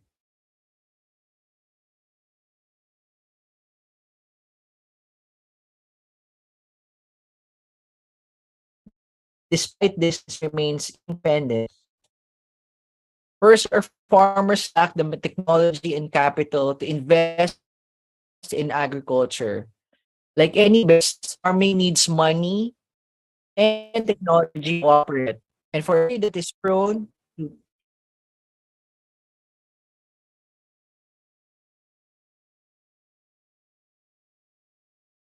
and for a country that is prone to climate change, modern technology. Attorney Santos, we did not hear you. I think that the internet connection is also not stable. Attorney Santos? I think you're muted. Attorney Santos, you're muted.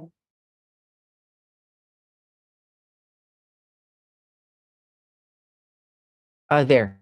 Okay. Ayan, Can okay. anyone, Yeah. everybody hears me? Yeah, we can hear you clear now. Can you please proceed? Okay. Hmm. Sorry, my slides. All right. So there, as I was saying, first our farmers lack the technology and capital to invest in agriculture. Like any business, farming needs money and technology to operate.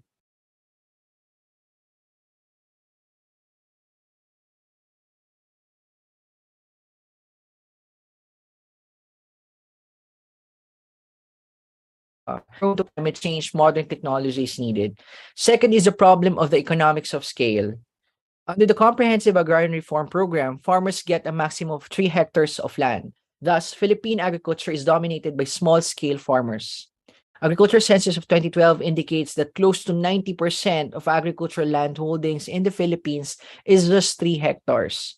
Unlike in China, Filipino farmers are exposed to all risk attendant to agricultural businesses all by themselves. With no capital and technology, Filipino farmers resort to getting loans and end up selling their farmlands to subdivision developers. Third is misplaced nationalism. Philippine agriculture is not only restricted to foreigners, it is also against corporatizing agriculture. Under RA 6657 of the CARP law, Filipino corporations are allowed to retain or own private agricultural lands, but only up to 5 hectares. Foreigners are not allowed to own land or even farmlands. Under the Constitution, on the other hand, alienable lands of the public domain shall be limited to agricultural lands. Private corporations or associations may not hold such agricultural land except by lease for a period not exceeding 25 years, renewable for another 25 years, but not to exceed 1,000 hectares. If the Philippines want to industrialize, the country must remove all restrictions and move towards agricultural industrialization. The Philippines may imitate the township and village enterprises and allow foreign investment in TVEs just like in China. The agricultural sector must be made self-reliant and functioning like the rural shareholding cooperatives. There must be a way to balance the need to protect our farmers' rights while modernizing industrializing agriculture. As why would I ban a foreigner from leasing farmlands or owning farmlands if he can feed our people? To end, allow me to quote Deng Xiaoping, who famously said, "It doesn't matter whether a cat is black or white, so long as it catches mice." The Philippines must not be afraid to experiment and innovate. For as long as the economy works and everyone benefits from it in an inclusive way, then it must be a good economy. Thank you, everyone. Thank you, Attorney Santos, for that enlightening information. So as a government lawyer, Attorney Santos specializes in review of government policies and programs to be submitted in Office of the President. So he shared his views in the field of agriculture. So we believe that this dialogue will attract more Chinese and Filipino friends from all walks of life to pay attention to the Generation Z. And to future China-Philippines relations will certainly be better. Now, let's welcome Luo Tiayi, President of the Chinese Students Federation of the Philippines, to make his speech. 好的，主持人，请问可以听到我这边的声音吗？请问。能听到的。好的，非常感谢。Thank you. Distinguished Liu Yuhong, and also the president of the Global Times Online, Mr. Shi Ding, and also the General Manager Xiong Ying of CEEC. Ladies and gentlemen, dear friends, good afternoon. I'm Luo Jiayi, the president of the Philippine Chinese Students Federation. I'm very honored to participate in this online dialogue of the China-Philippine generations across culture exchange and make a speech. I'd like to send my thanks to the organization. At the same time, I also would like to congratulate a complete success of this event. My topic for today is mainly focused on the data future for China and the Philippines. I will also share with you about my points based on my studies overseas in Philippines. As we know that China and the Philippines have friendly for generations, I felt the friendliness and the warmth of the Philippine people even more. I'm being here for more than 3 years in Philippines, and also I'm engaged in the postdoctoral courses in Philippines. I have also witnessed the progress what we have made from the zero to the progress we have made now. We have also witnessed a lot of events. Most Chinese people who have studied in Philippines have felt the friendliness and warmth of the Philippine people. Philippines is culturally diverse and excellent. That's why have attracted foreigners who studied in Philippines. During my study in Philippines, I also received the friendship and knowledge. I also witnessed the common development and progress between the two countries, of which I'm really impressed that the internet is obviously of convenience for our life, learning, and other aspects, especially during the pandemic. From March 2020 to now, the Philippines has already locked down for many times. And the Chinese students in Philippines have already used the Teams and other software to realize the online learning. I remember that as the president of as the teacher of the Confucius School in Philippines, I have also taught the Chinese in the school. So I use the Google Meet and other media to take the courses. And also, as you have also heard about Mr. Lo, he is also one of my students. We have conducted the online courses and class. At the same time, the students and the Chinese students in Philippines, you can directly to shopping online through the different platforms, whatever through the platforms and also mobile phone, you can check all the information and you can conduct communication and work from home through different platforms, especially for the Chinese students in Philippines. They can directly to communicate with their relatives, families, and friends through the WeChat, Messenger, or Viber, and they can also communicate with the local students. So here I would like to share with you the situation that in order to enrich the stay-at-home time of the study due to the pandemic, we know that some of the people, they are really feel unhappy during the pandemic. Under the support and guidance of the Chinese Embassy in the Philippines, our federation has planned and implemented the different activities, including the 2020 Fighting the Pandemic with Art, online literary and artistic works, and also the painting works exhibition, which has been implemented in 2022, while in 2021, the online culture and art book exhibition for expressing Chinese nationality and the Middle Festival, and also the Chinese and Philippine Youth Culture and Art exhibition has been organized online. Through those kind of activities, actually, we have organized the activities online and offline this year. The youth from the two countries has already uploaded and displayed their works through the online platform to disseminate their results. The traditional cultures between the two countries through different platforms has been displayed and disseminated to the world. So here I would like to share with you some results. Due to the active engagement of the Generation Z, several short videos have already been rewarded awards. And Mr. Dai Su has his video has gained the first prize. His works has already demonstrated about the photographer of Dai Su. He to exploring the Chinese traditional culture.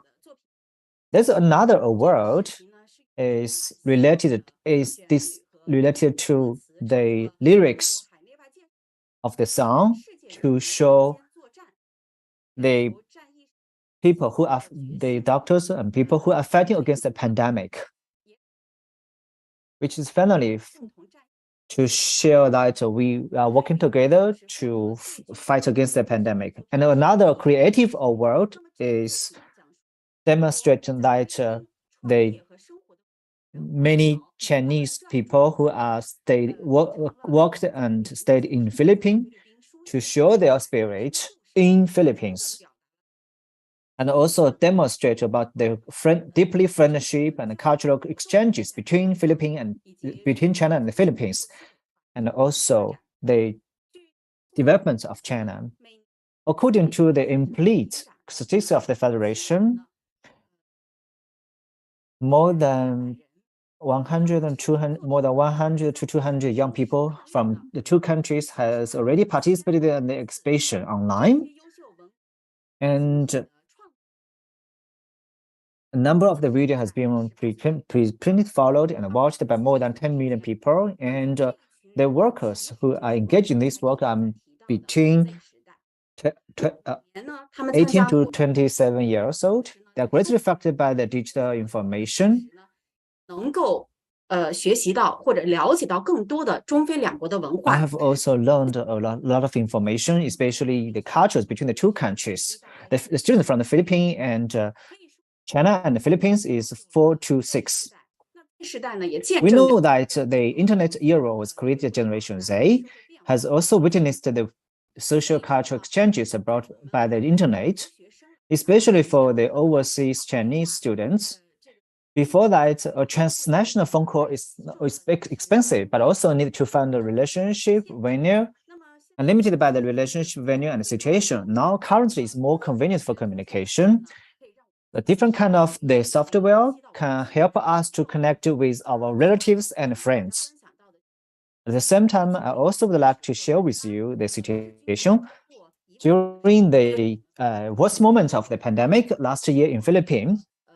Our federation, through the Grab and other platforms, to 健康包还有新春 release 包，可以说 the materials, health kits, and the New Year kits to the international students through the Grab and other platforms. The number of the pandemic preparation materials has been distributed, and international students carried out online shopping through Lazada and other Shopee and other platforms.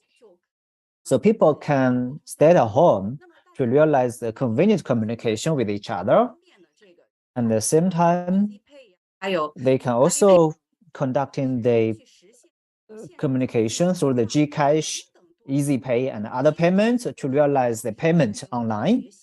This is also a kind of the convenience for our life and learning here in Philippines. Finally, I would like to share with you, over the past 12 years, our federation is mainly focused on the development of the two countries. We will also to invite more people from two countries to enhance mutual understanding of the two cultures. We will also invite more people to involve and engage in this activity to enhance our understanding and learn more the different cultures of the two countries. As the Premier Li Keqiang mentioned before, the development of the country needs the generations of the young people, and young people, 大家的努 the 力 hope of the country. As we know that the Generation Z, they are grateful for the glorious mission.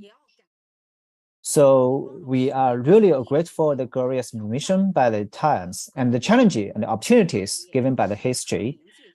At the same time, we should also remember that the mission developed or given by the ambassador of China in the Philippines, we need to make our effort to promote the friendship and the relation between the two countries and make our contributions to the two countries. Finally, I also would like to encourage the Generation Z, especially the young people of the two countries. We should also, against the adverse impact, to establish the platform, especially to promote the communication on the Belt and Road Initiative and enable the China success experience of the reform and opening over the past years to benefit the people. We hope that the people of the two countries work together to create a better future for two countries. This is all my sharing. Thank you. Thank you for your attention. The Sino-Philippine Generation Day across culture dialogue online accomplished success. That's all for my 祝愿本 speech. Thank you so much for your listening. Thank you.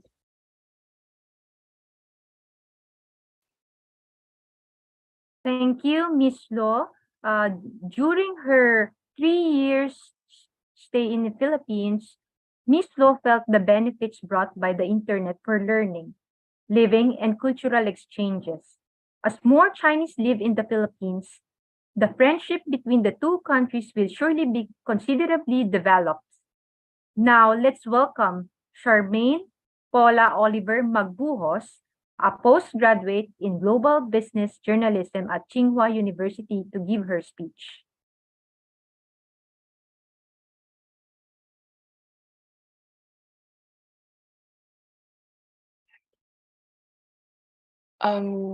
Sorry, can you guys like see my screen? Yes, we can see. I can see it. Yes. Okay, awesome. Yeah.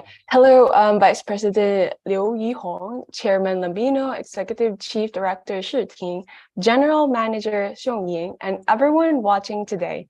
Good afternoon and 下午好. My name is Charmaine Paula Oliver Maguos, or Char for short, a Filipino influencer, and that has been in China for 6 years now. And I will share my insights today regarding the developments and changes in China and in the Philippines. So, Hongbao, Niangao, Chinese lion dance, Binondo, wearing red during birthdays and special occasions, and getting different jade jewelries every year to boost my luck and get rid of bad karma. I associate these whenever I thought of China or Chinese people because I grew up around Binondo, the Chinatown in Manila, and was only exposed to this culture. So imagine my reaction when I first arrived in Beijing, China, and I didn't see the lanterns or the red papers on walls. When I had my first Chinese New Year and no one was wearing red or eating niangao, and no Chinese lion dancers were coming to my door to bring my home luck and to scare the ghost or the bad omen away. I have been in China for 6 years now, and since 2017, the year I arrived China, there have been a lot of changes both in China and in the Philippines. So in the Philippines, I remember when Shopee, an online buying and selling platform like Taobao, first started, people were saying that online shopping would never stick and that Shopee was just a fad since Filipinos love to go to malls and hang out. When GCash, an e-wallet app, wasn't even a thing and people were still using cash and credit cards. Though carrying cash and using them to pay is still common, I am confident that it will change soon, seeing that GCash users are increasing year by year. B-World Online reports that there are now 60 million Filipinos that are registered in the e-wallet platform, and the daily logins and transactions in 2022 alone are up to 29 million for daily logins and 19 million for transactions. How our internet before was slower than, well, I could say a turtle unwilling to walk. It is still slow, but at least now that our turtle is walking, and soon it will start running. A report by speedtest.net shows that in 2022, the average download speed for fixed broadband in the Philippines is 102.93 Mbps, putting the Philippines in 46th place out of 182 countries. You know the saying about like when you want to learn how to run, you need to walk before you run. I am confident that we will get our turtle-like internet running very soon. When I first visited China in early 2017 as a tourist, China was already pretty advanced in technology and economy. But that also meant that competition in China was really tough. Kindergartners were expected to learn things second-year primary students should and would learn. Professionals in the workforce were working nonstop 24/7 and were expected to learn new skills and improve themselves in their free time, if they had any. Now I see the Chinese government is putting more importance on giving children the hope of our future a real childhood, implementing a law on family education that stipulates that parents and guardians should carefully allot time for minors to study, rest, play, and engage in physical exercise. More and more companies are adopting a flexible work schedule and giving their employees their personal life back. In 2021, at least 4 Chinese tech giants announced plans to cancel mandatory overtime. Some changes are company-wide and others are specific to business units.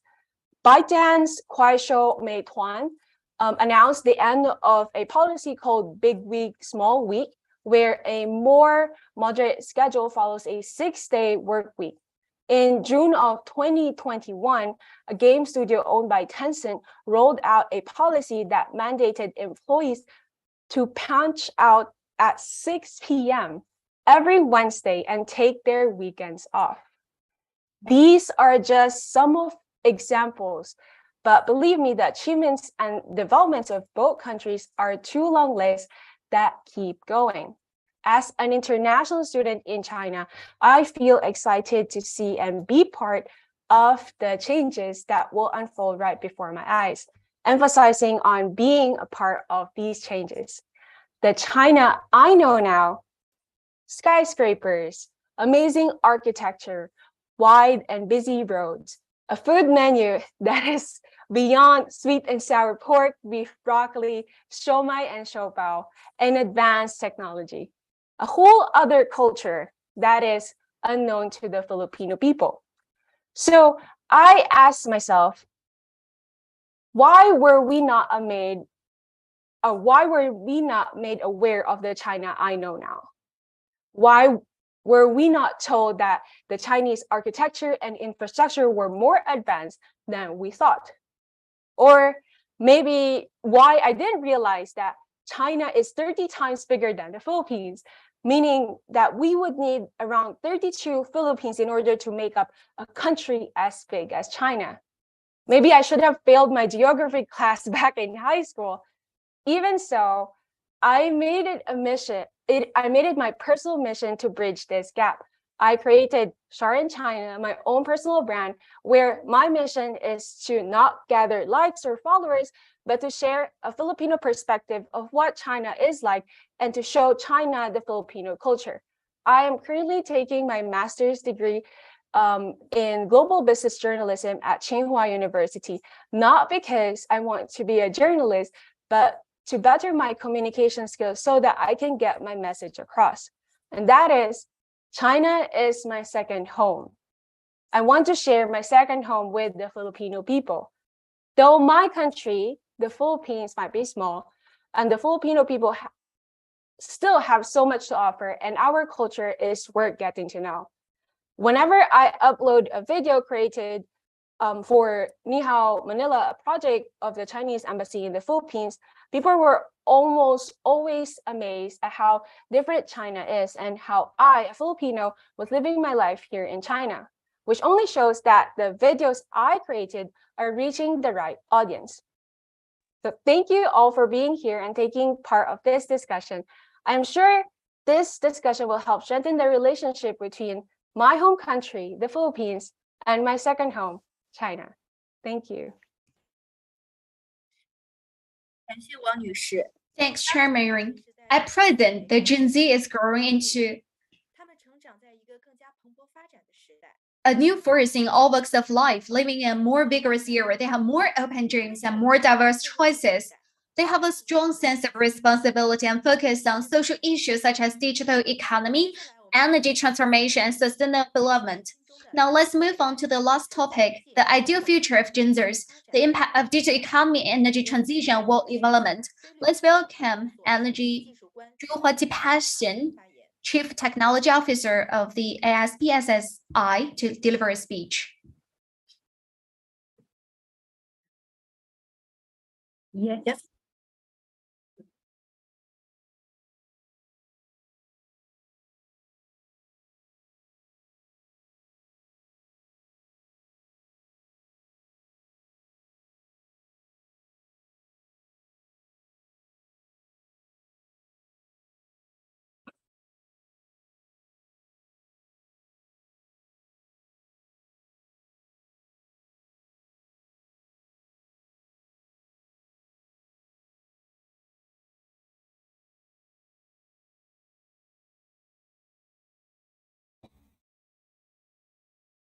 Yeah, okay. Good afternoon, Wang Xilian, the Chinese ambassador to the Philippines. Liu Hong, Vice President of the Beijing People's Association uh, for Friendship with Foreign Countries, Attorney Raul L. Lambino, Chairman of the Association for Philippines and China Understanding, Xi Ding, Executive Chief Editor of Global Times Online, Xiong Ying, uh, General Manager of China Energy Engineering Corporation News Center. I'm here to talk about the ideal future of Gen Zers, the impact of digital economy and energy transition on world development. Uh, for a second.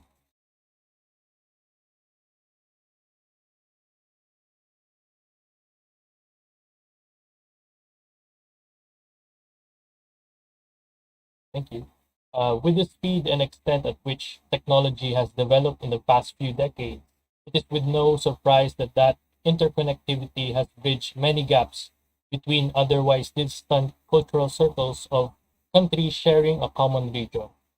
It has given the next generation, Gen Zers, ample opportunity to communicate and understand other cultures through sharing of experiences through various media such as written posts, music, and especially short videos.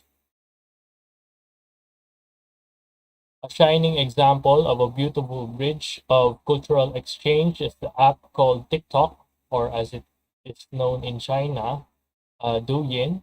So, released in 2016, it has since grown to the social media giant we see today, now rivaling popular established social media platforms such as Facebook, YouTube, and Twitter. TikTok single-handedly forced those companies to adapt to its short video form factor that has since become the most popular form of media. Through TikTok, we can instantly have a peek at the regular life and extraordinary customs being observed in other cultures and countries that promotes a sense of understanding for one another and exposes people to the realization that we indeed have a shared future with each other. The regular movement of the real world economy is now infinitely faster with the digital economy, which was established by the need for an exchange of digital goods and services with real world currency. Economic activity is facilitated with the speed that the internet provides, which gives us an agile digital economy that mirrors what is happening in the real world at real time. In TikTok, there is an exchange of digital goods and services that is regularly seen, especially through live videos in the platform where we can see viewers are given an option to give digital flowers, cars, or stickers costing real world currency. This has given the newer generations insight of what a digital economy might look like with its lightning fast speeds, reliability, and possibility for transparency in online transactions. Another side of the coin, empowering this digital economy, we can see that China is on the right track of establishing power security through its vast expansion of its nuclear power. I'll add this. Actually, China is one of the most fastest uh, constructors of nuclear power plants. As we are developing renewable energy, as it is much more preferable to be, but it's not efficient yet. Well, we are developing it to be more efficient. We can rely on nuclear power to bridge this gap without cutting the population's power consumption, which is critical for sustained development. We can see that they are forging a bright, clean, and safe path to giving their people electricity through the use of their next generation Hualong nuclear technology, which provides their facilities with the newest safety measures able to withstand 9.0 magnitude earthquakes. In recent estimates, Hualong 1 power units can cut carbon emissions by more than 8 million tons per year and could help countries realize their carbon neutrality goals. I can only hope in the Philippines we can utilize the same efficient, safe, and massive potential source of power through the exchange of knowledge and cooperation. The Filipinos have missed the societal acceleration that is the natural byproduct of the abundance of efficient power. With the effective shutdown of our nuclear power sector decades ago, but now we have a unique opportunity to provide the Filipinos with their need for power uh, by researching, developing, and eventually constructing new generation nuclear technology, which is safer, more environmentally friendly, and more efficient, while renewable energy is being developed to be more practical. And also, we can try to catch up with our environmental pledges to cut the country's carbon footprint. So I'll just add on a little something. Um, yeah, I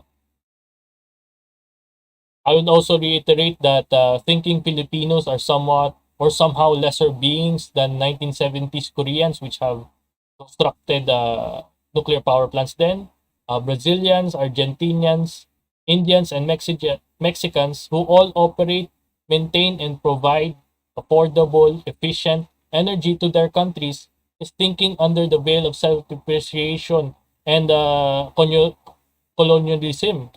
Um, Wrongly and subconsciously thinking that and believing that Filipinos can reach only this low height in our development. Filipinos are deserving. Filipinos are worth the work and challenges needed to be hurdled to obtain this affordable, efficient, environmentally uh, friendly energy source. So I'd like to thank the organizers also for organizing this talk. Beijing People's Association for Friendship with Foreign Countries, the Association for Philippines-China Understanding, and China Energy Engineering Group, and Global Times Online. I'll just add a little something also.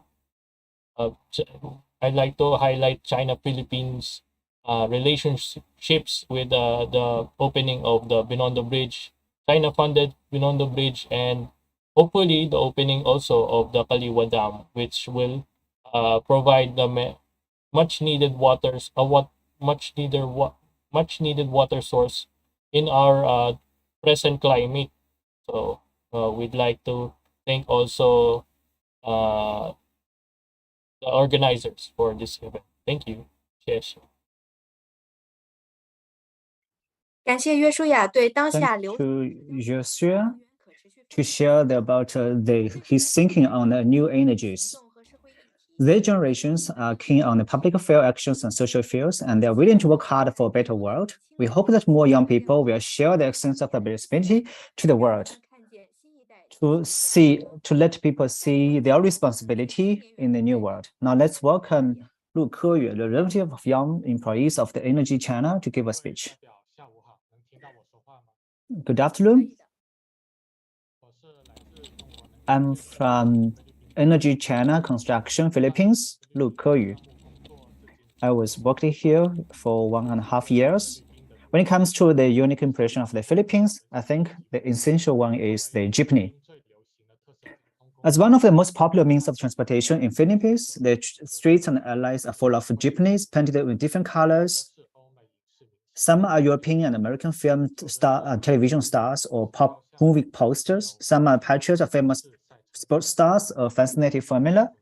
Philippine jeepney drivers are proudly to say that you will never find two identical jeepneys in the Philippines.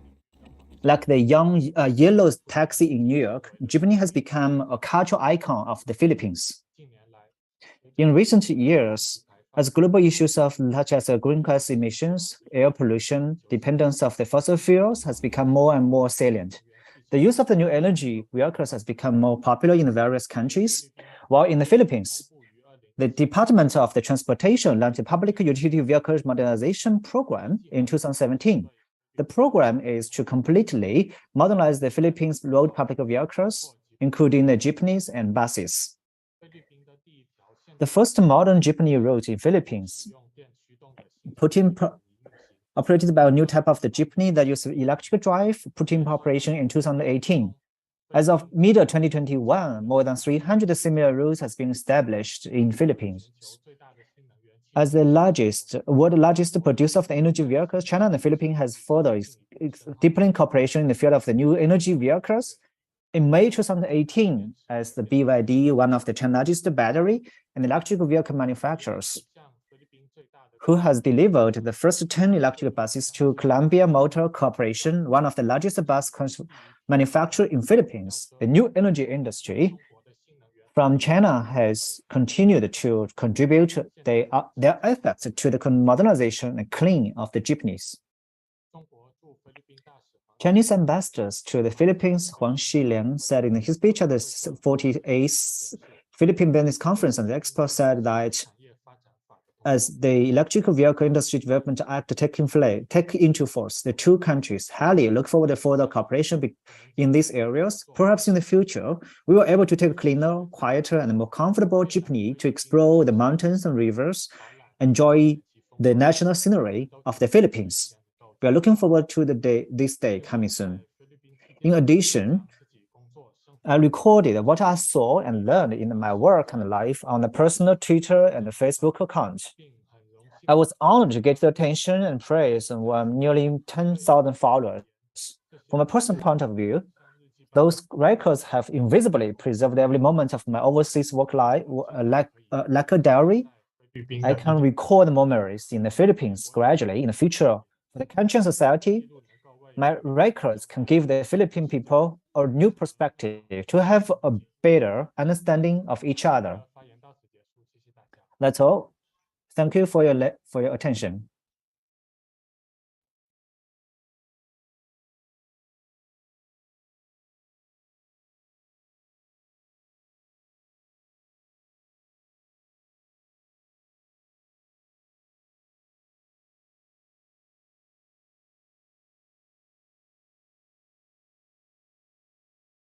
Muffy, 你的话筒没有开。You didn't have voice. Yeah, thank you. Okay, thank you, Mr. Lu, and welcome to the Philippines. As he said, the Philippines is currently comprehensively modernizing public vehicles and has also strengthened cooperation with China in new energy vehicles to promote sustainable development. Now, let's welcome Liwilin Dalupang, an exchange student at the Soledad College of Fujian Normal University, to make her speech. 非常感谢，我叫安丽文，今年19岁， My name is 是 An Liwen. Thank you. 富镇师范大学所来的 I'm 学院大一的学生，同时我也在 Soledad 菲 College 律 of the 宾 Fujian 大 Normal 学孔子 University. 学院学习。 I also experienced my study in the Confucius School in Philippines. First and foremost, I would like to thank the people behind this event for inviting me to share our ideal future world. Hello, dreamers! So, we love to dream. We dream about the ideal person we want to be with. We dream that someday, the person we admire and love could be the perfect partner to be with. If not today, maybe in the future. Our dream always paired with hope and a positive outlook in life. But now, I'm here to ask you another dream. Does anybody here have the ideal future for the world? How many of you already know how to achieve it? What about those who are always finding a way to make this happen? Let me share you my story.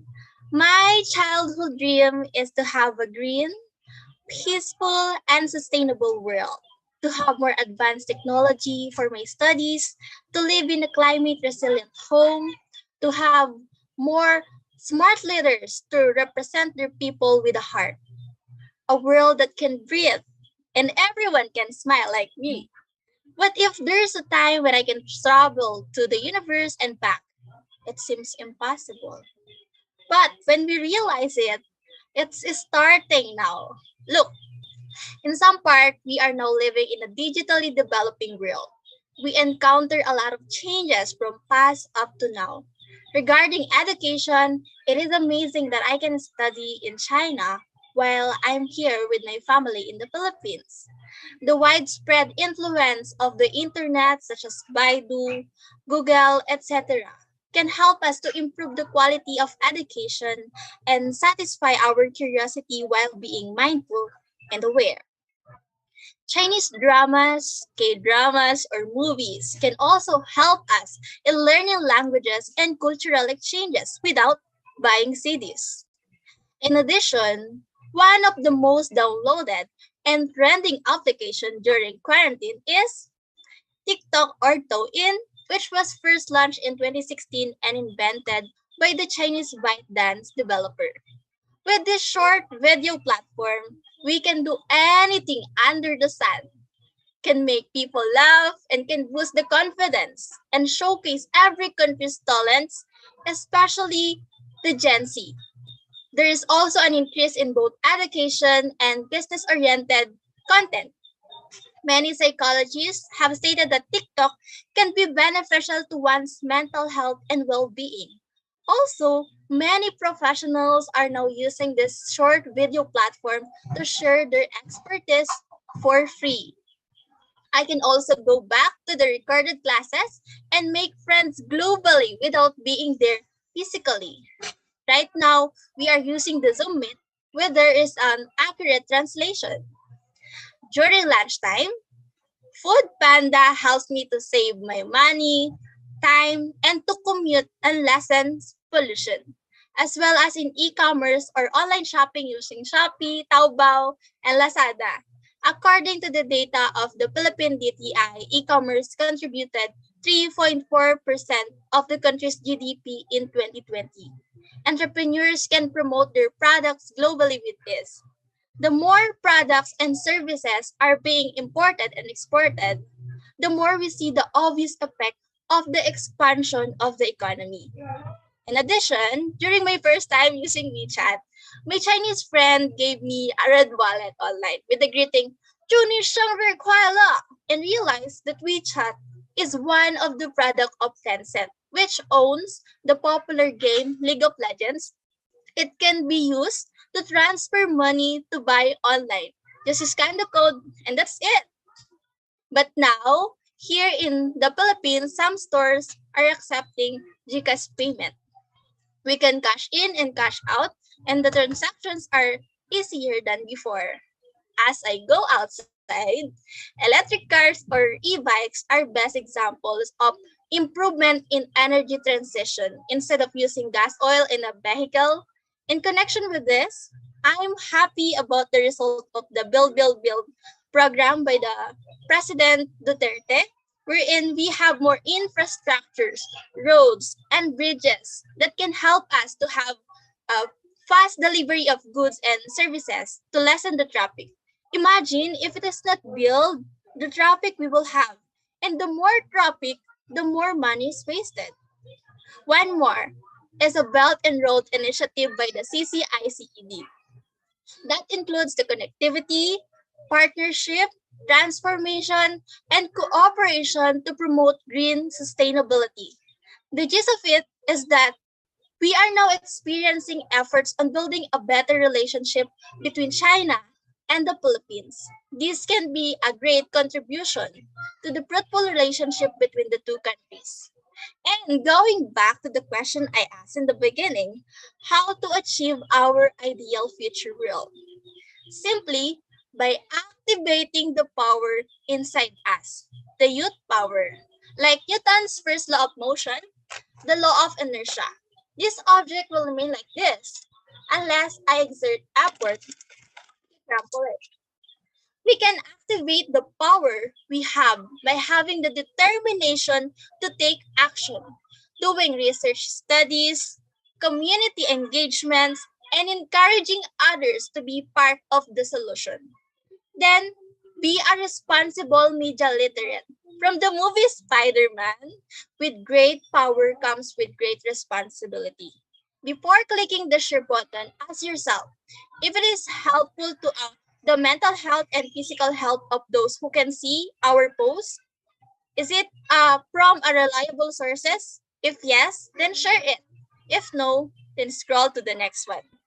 Lastly, adopt and embrace the changes. Don't be afraid to try. If there's no change, there will never be no progress to achieve the dream we have. In conclusion, yes, we can have an ideal future world. We can dream of changing the world to be a better, a peaceful, and sustainable one. But remember, technology is risky. We should be responsible, and slow development is better than rapid development. Everything is possible if we work together and unite as one. And I hope Gen Z will not just sit in the room scrolling through social media until the day ends and repeat the cycle the next day. I hope we choose to use our time to contribute something to the world, to find ways to activate the youth power to promote cultural exchange, holistic relationship, and mutual understanding, share our knowledge about using the technology and games, especially to the elders and grandmas, and be the solution builder. And if we have a dream, we must take an action. And by taking action, we can activate the power inside us.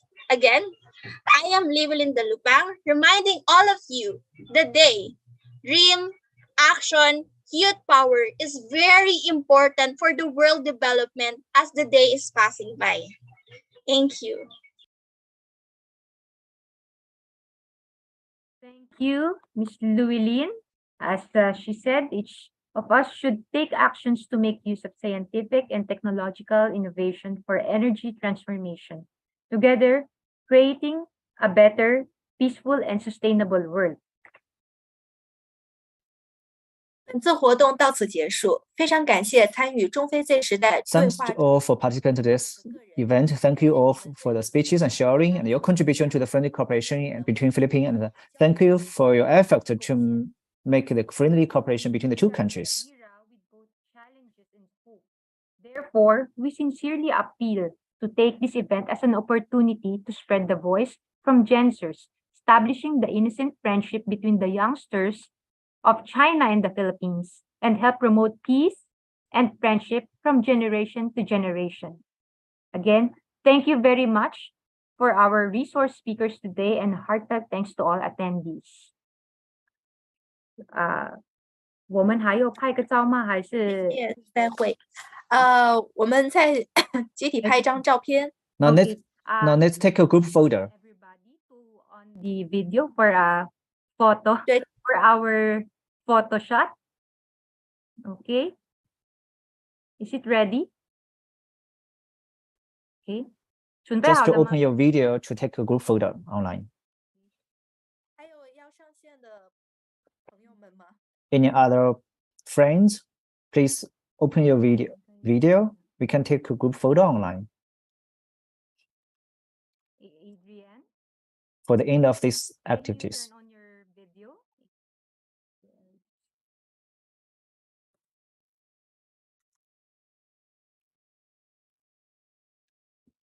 How about the others? Okay. Okay.